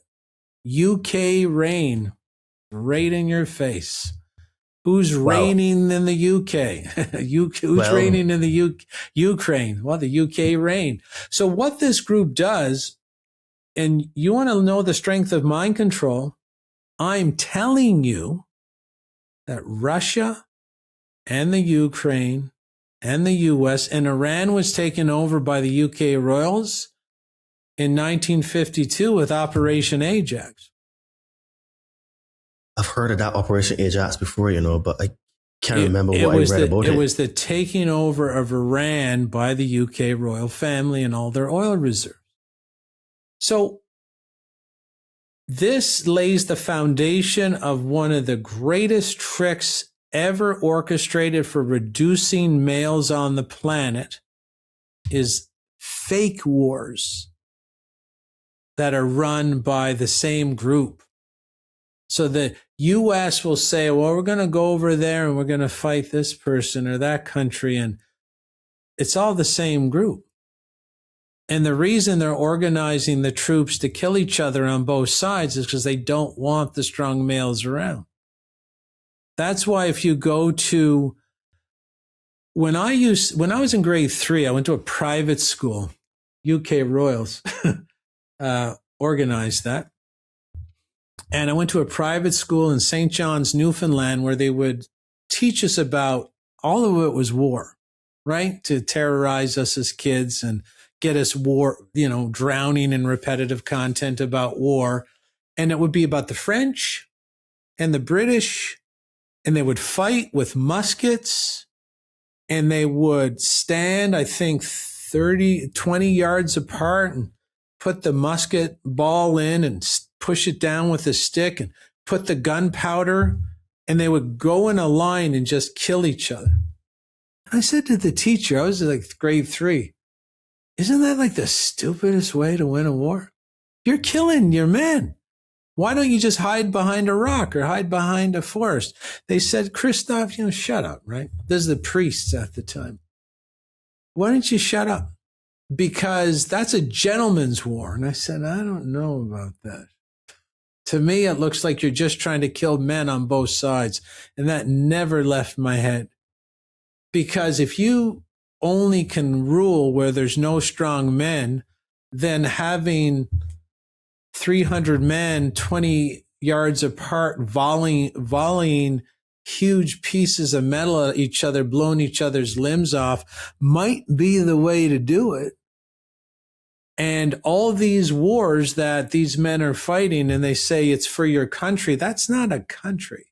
That's a corporation owned by the same group that owns this other fake country corporation. And when you're going to land at D-Day, they're telling the other side that you're landing. That's why it's so bloody. That's why you never sneak up on them. That's why there's mass casualties in the Ukraine and on the Russian side, because they're telling each other where their men are. Because they don't, I'm not too sure if you're aware that there's a male shortage in the Ukraine. They're grabbing, yeah, exactly. Grabbing women now and everything, man. Yeah, they're grabbing everybody because this is the excuse between the two corporations. Ukraine has its own, its own agenda. It's going to be a landing place for a very big ethnic group that's going to be leaving their current place of occupation, go to the Ukraine. So, ladies and gentlemen, you don't believe in mind control, but every country I mentioned, like, why do you think Israel and the US are like this? Because they answer to the big boss that's in the UK. They're going to say whatever needs to be said to take the heat off the royal family. No one ever mentions the royal family, right? Why? No, at all. No. At all. Yeah. So you get Hulk Hogan, you get Randy Macho Man Savage, you get Stone Cold Steve Austin, you get the Ultimate Warrior, you know, and you're thinking the wrestling match is real. Where this group knows they're just wrestlers. They work for us. We write the script. They're not in control of anything. And when the fight is over that entertained you and sucked the money out of your wallet to be entertained, we're all on the bus together, counting the money. Because very true. Right. So, ladies and gentlemen, go watch the movie so that you can understand that you're watching a for-profit drama and your cost of admission is half your income. So if you think and maybe your life. Yeah. And if you think the Foot Locker makes some good profit, like the Foot Locker, if you investigate the franchise, it might make $400,000 in profit for the owner of that Foot Locker down at the mall. But the company running this show, 50% of absolutely everything every working person makes on the planet. Period. That's levels. Yeah. So what's the level of profit there? And is there enough profit to buy off the guy in Iran or drop a bomb over here or plan a fake assassination over here? Of course, there's enough profit to do whatever machination, big elections, these, debate between Hillary Clinton and Donald Trump. And he says, or you'd be in, Hillary Clinton said, I wouldn't want a man like Donald Trump organizing our justice system. This is when he's doing his first run as president. And he turned around and he said, because you'd be in jail.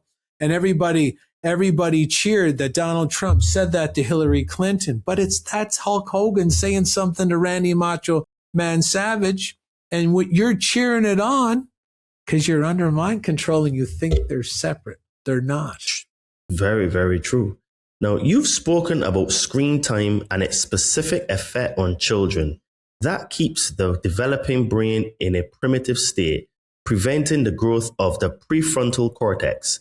As a man thinking about the next generation, what does that mean for fathers right now?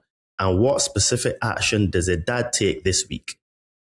I would say the action to take is, number one, work on your nutrition.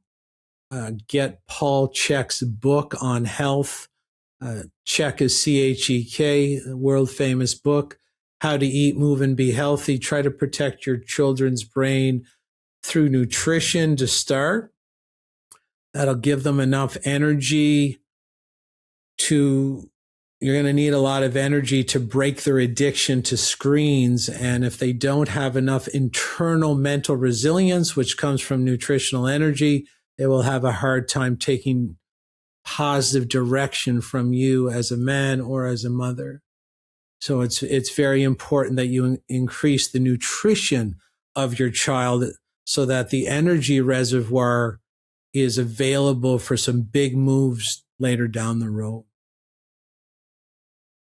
Okay, because right, I find that very fascinating that you're saying that to break the actual addiction, you need to improve your nutrition, because it's almost like if the technology drains like energy from them. So you're saying you need to put in additional energy to offset the sort of like a masochistic need for the technology, because it's like an addiction that's draining you, similar to like drugs. Even though they're not good for you, you still keep doing it, and you keep getting tired, more and more tired, but you still keep taking the drugs. But if you increase your nutrition, then you have a better chance. So that's a really very interesting point of view.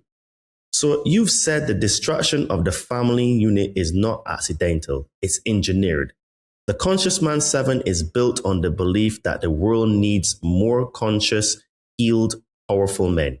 From where you sit, having studied this for decades, how far gone is the family unit in the West? And is there a window still open to reverse it? I think it'll become obvious that we're going to have to reverse it. We're going to have to focus and have children. I think there's always hope. Knowledge is power. It's very important to understand that this is an agenda. They have written it down. It is not the commentary of conspiracy theorists or tinfoil hat wearers. You can see the firsthand accounts of the group documenting their plans to destroy the family unit so that they can take over as the unit of support and security in the society. So again, source documents, you can go to the Toronto Protocols, Quiet Weapons for Silent Wars, the NASA 2025 document, or you can listen to the Confessions of Dr. Richard Day, a high-ranking secret society insider. And these are old. I mean, the Toronto Protocols, where they admitted it was a depopulation attack on North America, that was 1967. Dr. Richard Day said that depopulation was on the agenda. That was 1969. Quiet Weapons for Silent Wars, same declaration, discovered in 1989. This is just the old eugenic movement. I mean, eugenic movement is about depopulation of what they call the moron class. And yeah, just because you come across some morons on social media doesn't give you the right to go and kill them. So I think we have to remember that although there's lots of morons out there, they have a right to survive like everybody else. But the ruling group doesn't believe that. They've been trying to eliminate what they call the moron class through government policy and mind control machinations for many, many decades, if not hundreds of years. Okay. So guys, we can take a very short break here to say, if you need to do something, I need you to do something before we go any further. Because what Jason is about to deliver, he talks about family, men, and what is being engineered against us. This is exactly why this podcast exists. If you believe that the world needs more conscious, healed, powerful men, then share this episode right now. Send it to one man in your life who is still asleep. That one share could be the conversation that wakes him up. Hit that subscribe button so that you never miss what comes next from this channel, and leave a comment below. Tell me what has hit you hardest so far. We're just about an hour and a half in, and I promise you, what Jason's going to reveal next is even deeper. Don't forget to follow us on Instagram at the Adriano_246 to see what we get up to during the week, and to see how I mix fitness, consciousness, and spirituality to help people not only get into the best shape of their lives, but also level up in other areas of their life.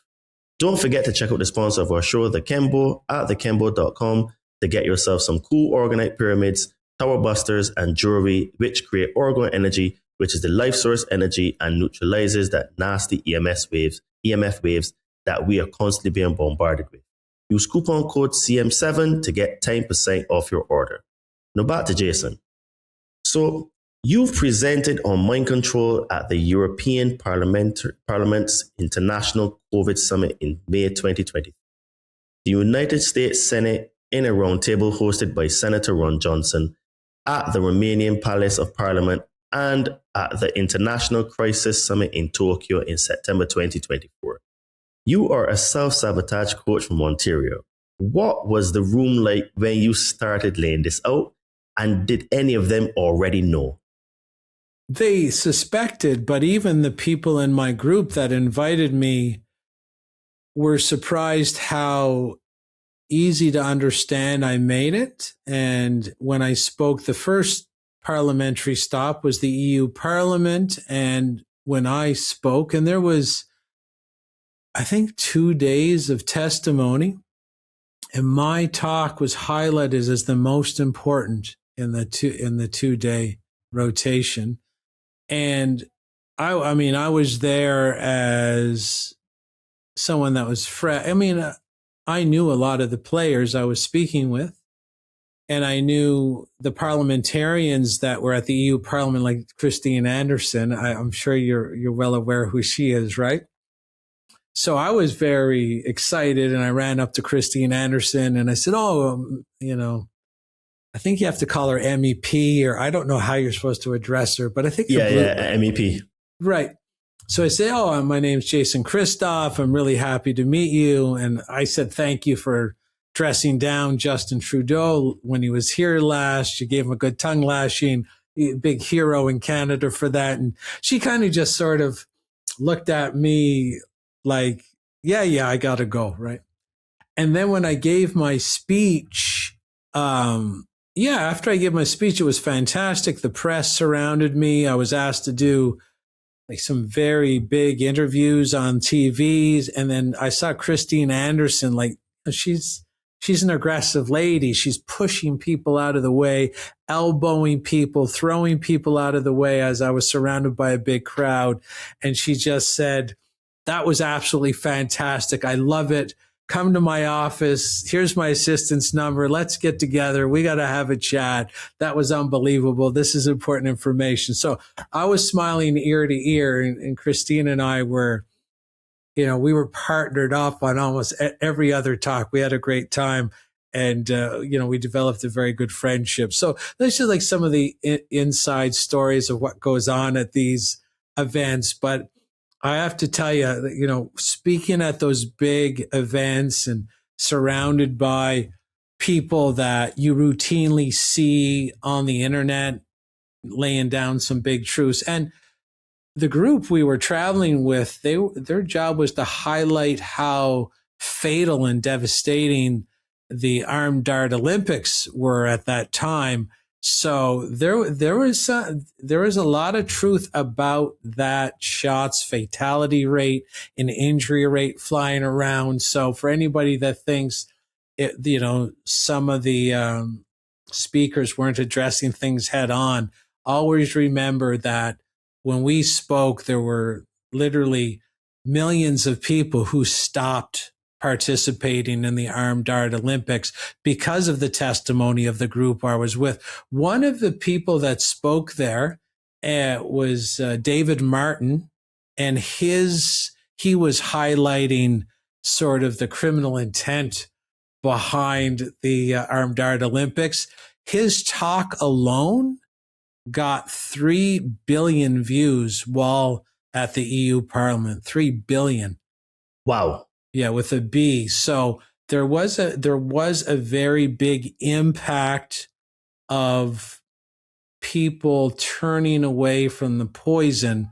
So make sure people keep that in mind. Absolutely. In your 2026 survival report, you wrote that politicians on our screens are highly paid actors working for a central ruling group, a multi-generational crime syndicate that is thousands of years old. You're not the first person to say something like that, but you're one of the few who has actually stood in those rooms and looked those politicians in the face. What do you see in them that the public doesn't? Well, when I was asked to speak at, say, the U.S. Senate, there were senators there, but it was headed by Senator Ron Johnson. And when you look at Ron Johnson, and because of my traumatized childhood, I want people to understand that if you listen to Kathy O'Brien or Max Lowen, you should be aware that traumatized children can pick up the vibrations of other people very easily because our survival depends on it. We have to react to anger or targeting before the physical attack comes. So people know that about me. I don't share that too much, but standing next to Senator Ron Johnson and scanning him, he has a very open heart and he wants to do good. And he does a lot of good by just delivering information about the Armed Dart Olympics that are negative, so parents will save their children from it. But don't forget, we all swim in the same soup. So we're all exposed. He watched Gilligan's Island. He watched Three's Company. He watched Knight Rider. He watched Contagions, World War Z. So we all have the same programming. And a lot of the government programming is like, you have to be obedient to keep your job, obedient to someone above you. There's not a lot of independent authority or sovereignty in a government staffer. They can only go so far, even if they have a genuine heart. So I enjoyed being around Senator Ron Johnson. He's a very honest man, and I think he wants to do good. And I think a lot of people want to do good, but they're handicapped by their programming and how they make their money and how financially tied they are to the system. So, I mean, if the system is where you get your money, how can you ever be really 100% on taking down the system? You can't be anti-system and drink the system and smoke the system and eat the system and inject the system. You can't. You have to be, I think as Michael Tsarian calls it, no tolerance for the lie. Zero tolerance, he calls it, for the lie. And a lot of people that have paychecks that are funneled through government sources, they're going to have some tolerance for the lie. Doesn't mean they're really bad people. We just have to make sure, as a society, we just have to make sure that our money isn't stolen and funneled to people that do us harm. And that's really on us. I just tell people, look, this is on us as much as it's on them. Yeah, couldn't agree more. Mm-hmm. So you've been discussing the Canadian forest bans in recent podcasts, especially that what is happening in Canada is not isolated and will extend globally, including to Australia. For listeners who have heard nothing about this, what is exactly happening and what is the agenda behind it? Yeah, the forest ban, I mean, this group works in the Fabianistic approach. So the Fabianistic approach is named after Emperor Fabian, a famous war strategist in Rome that knew how to do the death by 1,000 cuts. And it wouldn't only be a game of inches where he would change policies so subtly and so, minutely that his enemies wouldn't even notice. And sometimes he'd do it over generations. So how are you going to track that? If wearing your enemy down goes over 2 or 3 generations, it's impossible. So they never come out and do what they really want to do. They do it in steps. And they try to logically, link each step together. So it's progressive. It's like the frog in the boiling water is what it's like. So these forest bans are about getting everybody into the cities. They don't want you having, this is multi-pronged. So this religious system they have is like anti-nature because to them, nature is God. They don't want you having access to nature. They don't want you having access to God, because God provides for free what they charge for. So they're going to give you a forest ban in Nova Scotia and New Brunswick, Canada, because they're going to give you the excuse that it's for the forest fires. And it's only going to be for like 3 months, but that's their starting point. They don't want you fishing because they've banned some entry into big water bodies in Norway now where you can't fish. And they'll tell you it's for the climate, for the environment. But they don't want you fishing for free, because that takes money away from them. Because if you can feed yourself with in God's grocery store, how are you going to shop in their grocery store? And God's food makes you powerful, healthy, so you're less prone to mind control. And their grocery store food is purposely poisoned, so you're weaker, so you're more prone to mind control. And they don't want you having any guns. And they know if they can ban you from the forest, bingo. Why do you need guns then if you can't hunt? Because we certainly don't want to hear you want to defend yourselves from us. That's illegal. You're not allowed to put your gun at us. We're only allowed to put our guns on you, and we're going to give you the mind control. So you agree with that. You think we're the only ones safe with the guns, the people killing you, stealing your money and poisoning you. The guns are safe with us. So they're going to start slowly, so you can't pick God's blueberry. You can't hunt God's duck. You can't fish for God's fish. You can't even get the fresh air. You can't even get the sunlight. You don't have the freedom of movement. You want to move in the city, you're going to pay. You want to walk to the grocery store instead of having a drone deliver your groceries. That'll cost extra. You walking's going to cost extra. You want to go out and tan? Well, we're going to track you. You're going to go line the park? That's going to cost you. God gives the sun for free. We're going to charge you for that. We're going to charge you for the fake fish, the fake cheese, the fake milk, the fake meat. Everything God provides for free, we're going to charge you for it. We're going to make money off you. And we're going to poison the shit out of you so that you never connect the dots about any of these concepts, that all the countries are corporations, taxes aren't for the roads, your medical doctors are highly paid, smiling assassins. The dumber you are from the poisoned food we feed you, the less likely you'll figure any of this shit out. So this is why they don't want you in there. And even in New Brunswick, Canada, not only did they tell you you couldn't go in the forest because the forest ban, they actually said you can't go to the firing range, just kind of getting you ready for that one as well, so that you can't have any guns. Because in Canada, you're not allowed to have guns to defend yourself. That's illegal.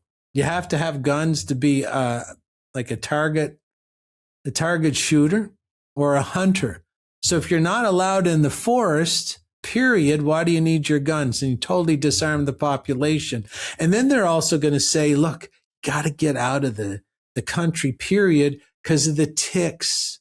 And because the ostriches have viruses and the ducks have viruses and the mice have virus and the ferrets have viruses. Do you remember in COVID? I think it was in Finland. They killed like 30,000 ferrets because they tested. No, I don't remember. Yeah, you could look that up. It was Finland. Killed 30,000 ferrets. Killed the ostriches in Canada. Culled the chickens because they got bird flu. They're going to try and kill every animal that's farmed and put a barrier between you and the forest, because they know it's religious. It's religious. It's based on religion. Their religion is like cold, hard steel in the 15-minute city. They don't want you having access to God's grocery store and what God provides for free. They don't want you drinking out of the stream. You got to drink the fluoride, graphene-infused water in the city with the cold, hard steel edges everywhere. So that's what's going on with the forest bans. They're going to put a barrier between you and God and try and sell you back what God gives you for free. Wow, a sinister plan for sure. So you've referenced the documentary Jones Plantation in multiple recent appearances as something every person needs to watch. Without spoiling it, what is the specific moment in that film that you believe lands the hardest for the average person still trapped inside of the Matrix? There's one really scary part that landed really heavy for me, but not in relation to that. It's a good movie. You can go, it's a Hollywood style. It's got a real good plot, but it is a representation of how they make us think that the wrestlers, the political wrestlers, are against each other. So if you're a person out there who thinks that Donald Trump is against Biden or Harris, or Gavin Newsom is against Trump because they, say wrestling things back and forth, I have to let you know that that idea could literally cause your death in the next 3 years and the death of your loved ones.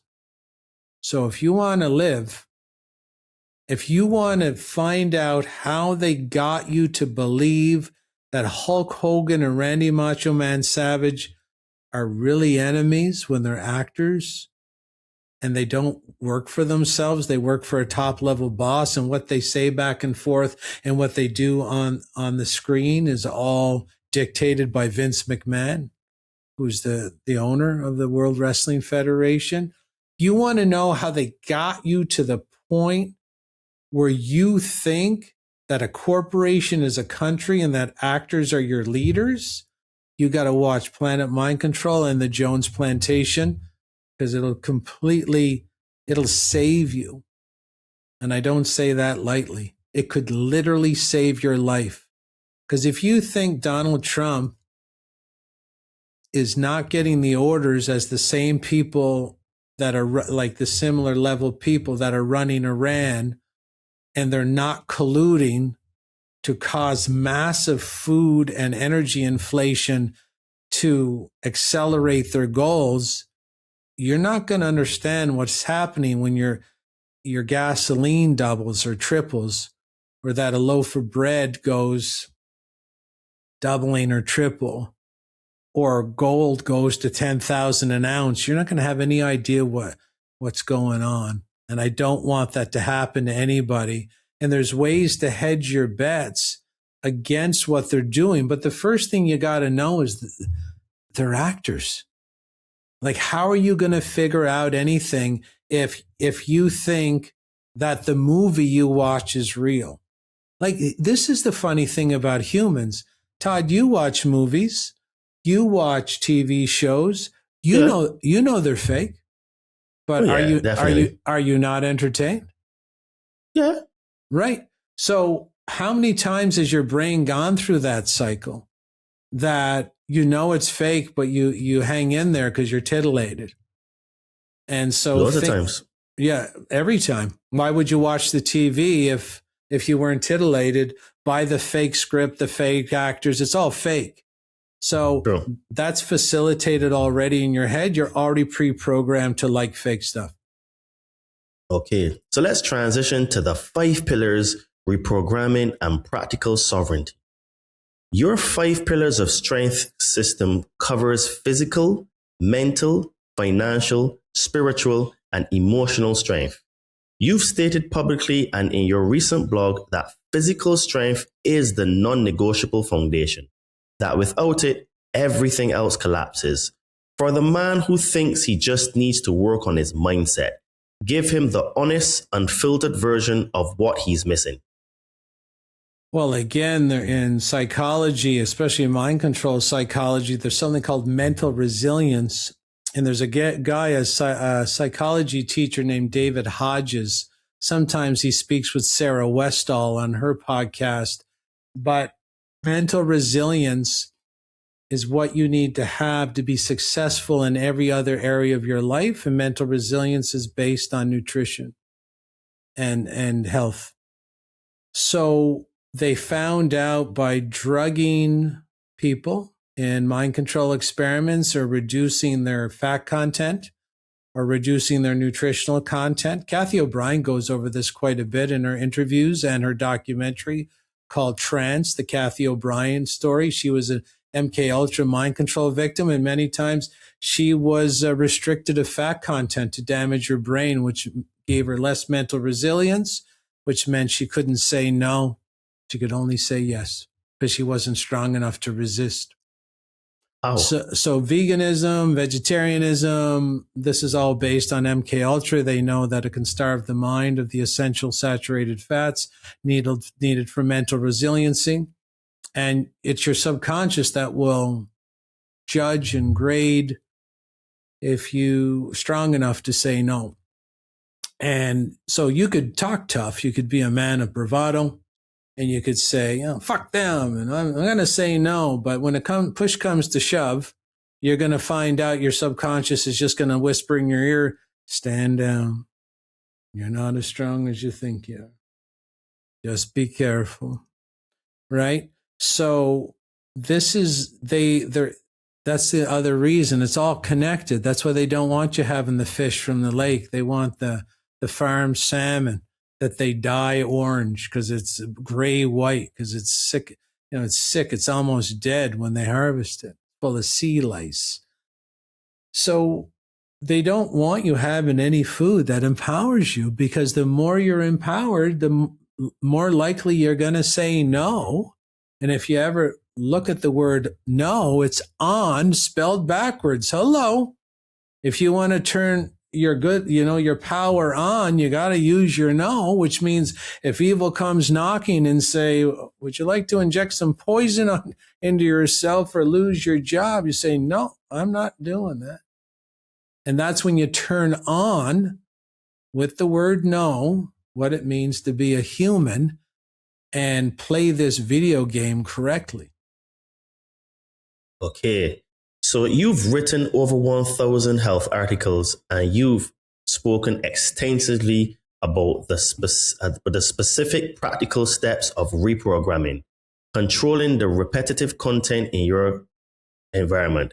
Give the listeners the actual protocol, not the theory, the checklist. What does day one look like for a man who decides today that he's done being programmed? I would say it's the same thing all the time. Day one is the easiest thing to do is make a mental shift. So it doesn't matter how much money you have. It's free. You get up and you literally make the mental shift that there is no authority on the planet that has the right to steal my money and poison me.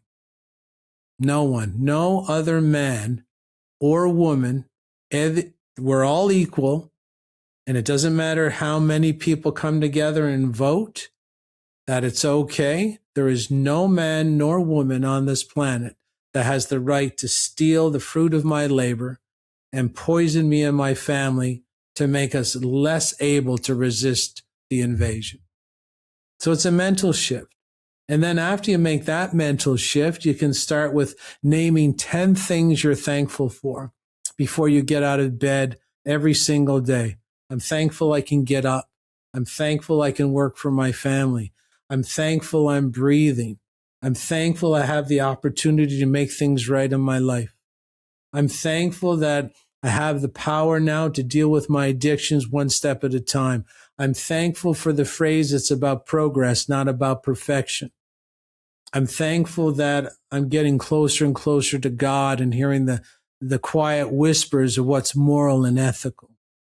I'm thankful for the loving people in my life. I'm thankful for my children. I'm thankful for my partner who supports me. Then get out of bed and make something of yourself. That's what, day one looks like. Make the mental shift. No one has the right to steal the fruit of your labor and poison you purposely so you're less able to defend yourself from those wolves. And you have the right to defend yourself. Period. And there's only 100,000 of them, and there's 8 billion of us. As David Icke says, I think I see a solution. Okay? Very Absolutely. important. Absolutely. And I think, guys, you should pause here and rewind what Jason said, because that is absolute straight fire. So you've spoken in detail about how some people are far more resistant to mind control than others. And you've discussed the difference with specific reference to knowledge and physical strength as a protective mechanism. The Sovereign Collective podcast summarized your position as knowledge and strength are the answer. Is it really that simple? And if so, why are so few people doing it? I mean, it doesn't matter what experiment you try to research. I think the average percentage is 30% of people can't be put under mind control. And the other 40 are just sort of too weak to stand their ground, and they can pick up signals about what direction to go. They don't really care. They'll just go wherever the crowd's going. And 30% of people fall under mind control really, really easy. So a lot of the strength of resisting mind control has to do, again, with saying your no.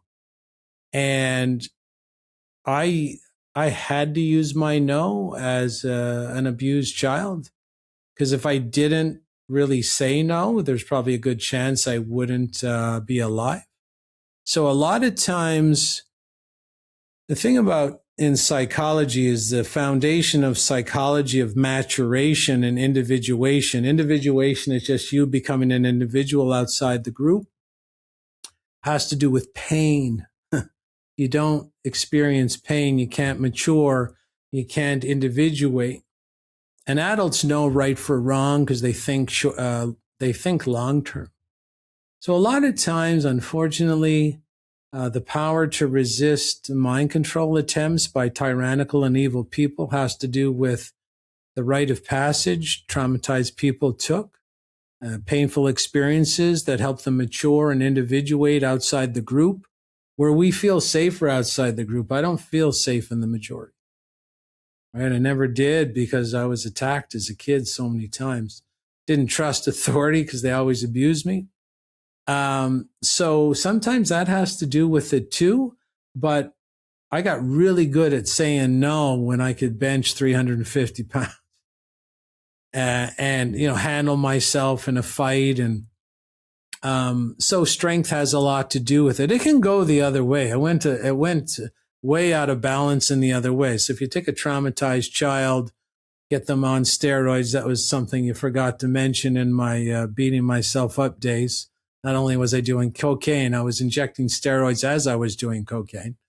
Wow. It can go the other way real intensely, where I was too violent, too reactive, too explosive. You have to learn how to control your power. So mental health has a lot to do with controlling rage. And again, if men want to reclaim their proper place on Pride Rock, of course, health will always be the foundational cornerstone of that. Absolutely. How many questions you got left, Todd? Because I got to get out and take care of three Christine. more. Okay, let's do it. Let's do it. Okay, so you've talked openly across several interviews about the importance of what you call Christ consciousness in the healing journey. That is genuinely a bold thing to raise in a world that has been programmed to mock anything spiritual. How did a man with a 14-year addiction history, who has self-destruction inside of him and outside, and dead on the inside, arrive at a spiritual truth? And what is that truth for you? This is going to sound bizarre, but we're going to speed it up so we can hit the end mark properly. But I used to play on the Devils softball team as star center fielder. I know what Christ consciousness is. I know Christ means healer. It wasn't Jesus's last name. Jesus Christ just means Jesus the healer. Because Christ is in my name too, right? Christoff starts with Christ. So when I used to eat poorly and do steroids and do cocaine, I'd have this different personality and drink alcohol.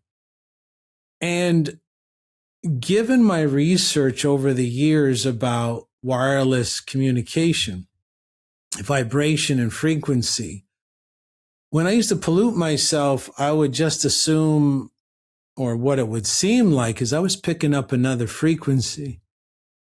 So when you drink alcohol, it's called spirits, right? Why would they call it spirits if it didn't call another spirit into you? And what is a spirit? It's a wireless communication.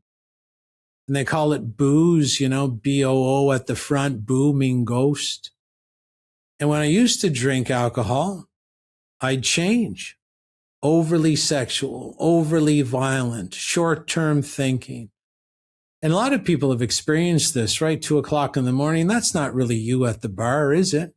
Sometimes you'll wake up and you'll be like, oh, I was with her last night. And they'll say, oh, you did this and this and this. I'm like, oh, that's not me. Well, maybe it wasn't you. Maybe there's something wireless called the ether. It's called the fifth element, if people want to look it up. The magical Wi-Fi of this realm. And I believe your pineal gland is your router. And I believe your individual cellular makeup is your own IP address. And I believe the primary frequency of the Wi-Fi that you pick up through your router is either the devil's Wi-Fi or God's Wi-Fi. And I know the difference because I've listened to both. And the Christ consciousness is just the healer consciousness, the helper consciousness. And I think, this is why they call this part of the brain the temple. I think if you can become sort of one with the Christ vibration, you pick up God's Wi-Fi all the time. It's a different program than the devil's Wi-Fi. And I think the group ruling us know that. That's why they drown us in poison, drown our imagery through Netflix and death, murder, stabbing, and shooting. These are all low vibration. Hooks us up directly to the devil's Wi-Fi. And I think people should give a lot of thought to that and look at their own behavior when they eat poorly and when they eat healthy, when they get good sleep, when they go to bed too late, when they drink alcohol, when they smoke, when they vape. Are you really not seeing that there's two different wireless communication modalities here on the planet? And you're just a receiver of wireless information. And it's like any other radio station. What frequency are you picking up? Or what frequency you're giving out is what kind of radio station you're going to pick up. And I've played for the Devil softball team, and I quit that, and I play for God's team now. And the devil doesn't like that at all because I was a star player. Absolutely. So as we, shift gears for the last section now, and we talk about 2026 and what's coming. In your 2026 blog, you wrote that you are personally preparing across all 5 pillars of strength for what's coming, and that you are urgently building a new financial strength program specifically because prepping for what's being planned will cost a good chunk of money in a short amount of time. You're a man who doesn't sensationalize. What are you actually preparing for? I call it the slow boil. It's not going to have any sudden seismic shifts. It's going to be a slow boil. So it's going to be that frog in the boiling pot of water, but it's going to be inflation based. People are going to run out of purchasing power. So there's different ways to maintain the purchasing power through investments that also shelter the ruling group. So if you don't really know how to invest properly and make sure you have the financial monetary power to buy you and your loved ones to higher ground, it's going to be really tough. And that's why I have this new program. It's called the Beginner Business Blueprint. And it's about everything money. First, how to start your first successful online information-based business. But it's way more than that. It's about taxation strategies. It's about investment strategies. It's about the 5 pillars of strength. We even have libraries with executive workouts. Working out like an entrepreneur is very different than working out like a regular person. They're shorter workouts. They're more intense. We don't have time to fool around for an hour. Executive workouts are 20 minutes. There's an executive diets, executive habits, executive sleep habits. We teach everything to make you basically super strong in all the 5 pillars of strength, especially financial. So this time we're focusing on financial because in 2026, if you're not having greater monetary inflows or you don't have the right stock tips or crypto tips or bullion tips of when to jump in and when to jump out, you're going to have a real hard time. And we have experts on all those areas. Awesome stuff. You've been writing and speaking about the US election and the broader political landscape with the lens of a mind control researcher, not a partisan commentator. When most people are debating left versus right, what are you actually watching and what does a man do with that information? When people are debating red versus blue, donkey versus, what's the other one? What's the opposite of the donkey in the US? Elephant, I think. Elephant. Yeah. You're just witnessing tribalism, infantilized tribalism, my side versus your side. And that's not good. That's a mind control tactic because when people take sides, they stop judging what's being said and they judge who's saying it.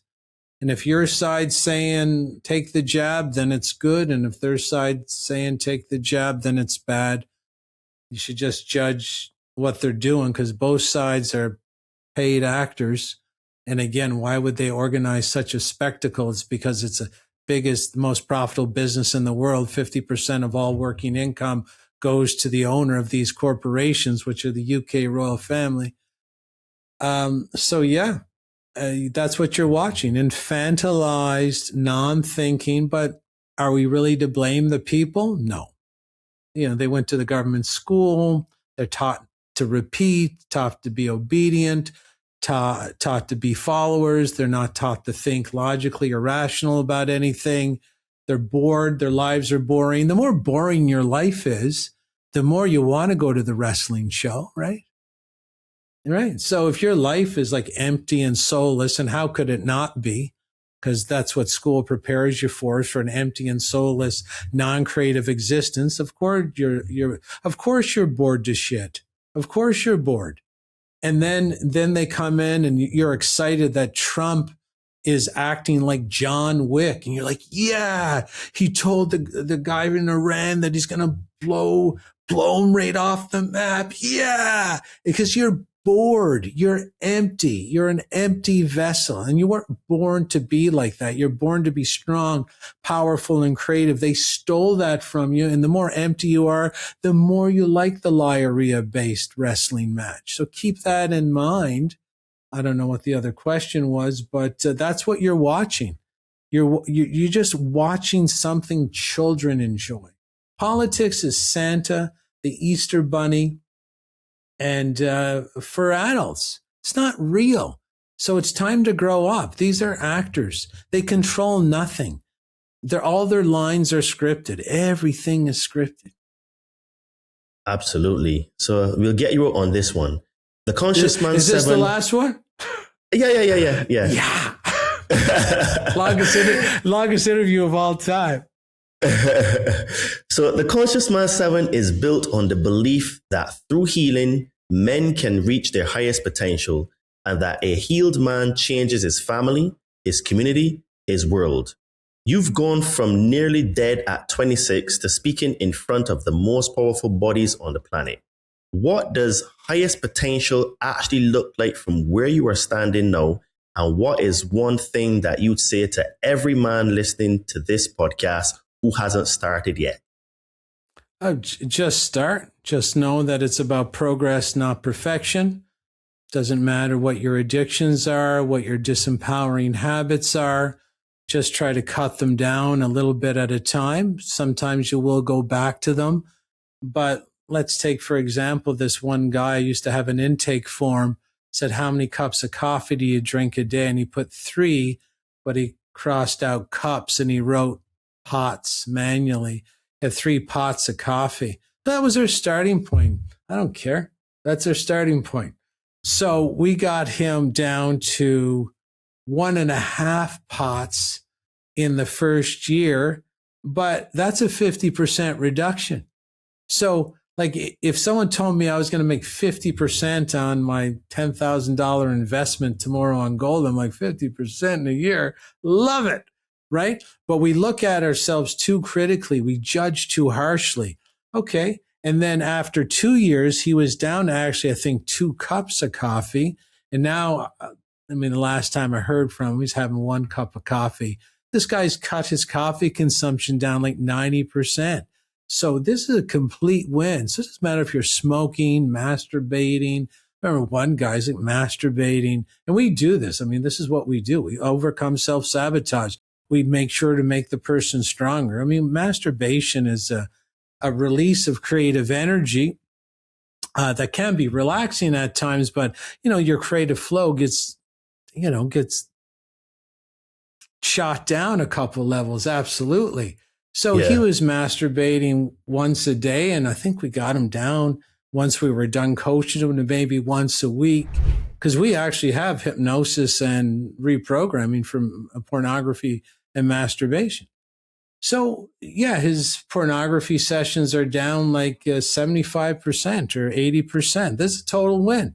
Doesn't matter if it's cocaine. Even Paul Chek, my mentor, when someone was like an alcoholic drinking vodka every night, first thing Paul would do was switch them to organic vodka, organic cigarettes, Free Spirit, I think the brand is, organic cigarettes without the tobacco in. You know, start where you are, use what you have, do what you can, but start becoming stronger. Because when you go to the gym, you're not going to bench 350 pounds on your first day. You're going to do 25, then 35 or 45. So don't start right out of the gate like you're going to run up to the top of Mount Everest. Don't forget, if you climb Mount Everest, there's 13 base camps where you have to rest for at least a day before you go to the next one. So think about your journey like that and start addressing the major addictions. The ones that are the most disempowering are like, you know, alcohol and cigarettes. Watch your screen time. Maybe most people, the average person watches like 4 hours of entertainment screen time a day. Just cut it down to 3. And then in 6 months, cut it down to 1. And then maybe leave it at 1 and you go address some other addiction that you have, because you have confidence and strength that you can handle curtailing the things that feel good and bring on some of the suffering that facilitates the big changes in your life that are positive. Entertainment just keeps you as an infant. Pain, suffering, sacrifice, and discipline is what gets you from child to real man. So focus on that and learn from that. Absolutely. Jason, this was an awesome conversation. And I think we've given the listeners here a lot of value. And I'm definitely going to be checking out, because like I said to you before recording, I don't check out fake book really. I just go to post, and I didn't even know you had a documentary and all that stuff until I was actually preparing for this podcast. So I'm going to go and check out that, and let's keep in better contact. We'll have to use email now because Facebook banned me, you know what I mean? That's okay. I don't like getting on Facebook like just a post, right? So. Yeah. So tell the lovely folks at the Conscious Man 7 where they can find you. Plug again if you have a book, your programs, the name of the documentary, and all of that good stuff. Well, if someone's in the truth and freedom movement and they want to increase their monetary inflows to protect them and their family to higher degrees, like this new program we rolled out really fast because we care about people. We don't want them to get bowled over in the tsunami of inflation. So it's all about starting your first successful online information-based business. I've been doing this my whole life. So I can teach you really easily. And, you know, this starts May 16th, though. It's only in a couple weeks. So if you're interested in just looking at the page where I document what I would teach you, all the skills you're going to learn from me and my team, email me at info@jchristoff.com and we'll get you that. We'll get you on my email list. You can go to the documentary page, planetmindcontrol.com, watch my documentary for free. And look, the best of luck. And if you don't want to come into my closed community and empower yourself. Find someone else. Find some other mentor that really loves people winning, because that's what we do. We love people winning. Because what you like, do you think I'm really excited about being the only strong guy walking down the road? Everybody else is in a wheelchair smoking dope, as if I want that kind of life for myself. So it's sort of selfish. I'd like you to be as strong or stronger than me. That's my goal. I want you to win, and I want your family to win, and I don't want anybody stealing your money. And I don't want you waiting in line to vote people in to steal your money and poison the shit out of you and your family. It's time we all grow up. And if we have those dreams for each other, we can definitely make something better for our communities. Absolutely. And we can lead happier, more successful and satisfying lives. It's a no-brainer. We just got to stop letting evil people psychologically manipulate us. It's not difficult. It's pretty simple. Absolutely. And guys, so remember what Jason said, one of the 5 pillars is strength. And as a man, you must be strong. As you know, guys, I help spiritually inclined people burn fat and build muscle. So if you want to level up in all areas of your life, you want to grow mentally, physically, and spiritually, hit me up on my Instagram at Adriano_246. I used to say Todd Cave on Facebook, but that seems to not be applicable now. But send me a message. Send me a message. Let's have a chat and let's see if you're a good fit for the Compound Body Training Army. So guys, if you are on a spiritual journey or you would like to start a spiritual journey and you would like some help removing some fears and traumas, I can help you to get some magic mushrooms. So hit me up on my Instagram at Adriano_246. Send me a message and let's have a chat and let me help you to get some magic mushrooms. Magic mushrooms also help with people with PTSD or CPTSD and remove fears and traumas and all that stuff. If you would like to support this podcast, you can do that by visiting our merch store. We have some cool tank tops, hoodies, shirts, and sweats. Link to the Amazon store, Todd and me, will be in the description of this podcast. And we have some really cool Conscious Man 7 gear as well. I have on the Conscious Man 7 shirt today.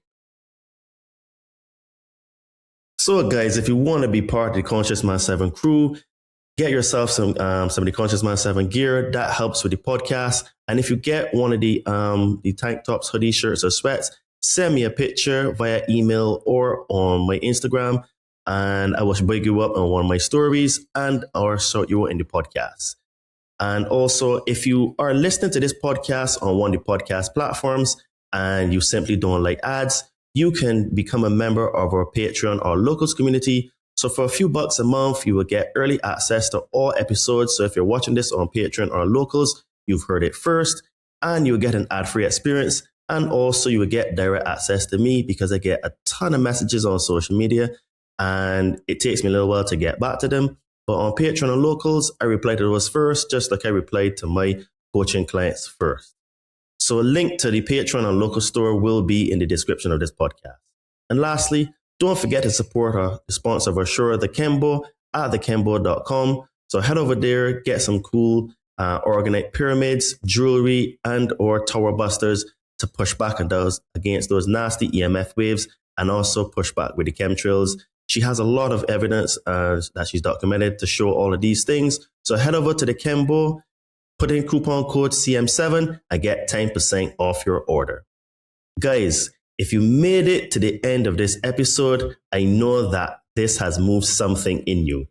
Here's what I need from you now. Subscribe if you haven't already. Leave us a like. It takes 1 second and it puts this conversation in front of men who need to hear it most. Leave a comment below. I want to know, what was the one moment of this conversation that you are going to act on this week? Not think about, act on. Write in the comments and share this. Share it with one man. Text it to him right now. One share from you could genuinely change the course of someone's life. All of Jason's links, his website, Planet Mind Control, his coaching school are in the description below. Go and find him. His content is unlike anything else out there.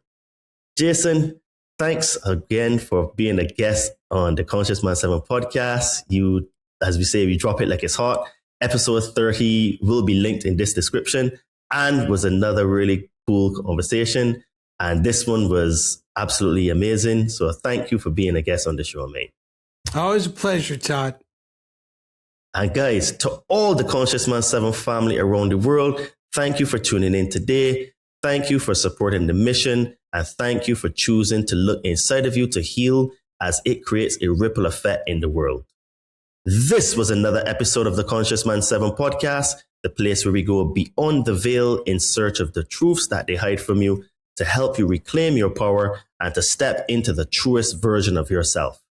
You are the help that you've been looking for. So remember, folks, keep smiling, keep shining, and keep being the change you want to see. Speak to you soon. Cheers and namaste.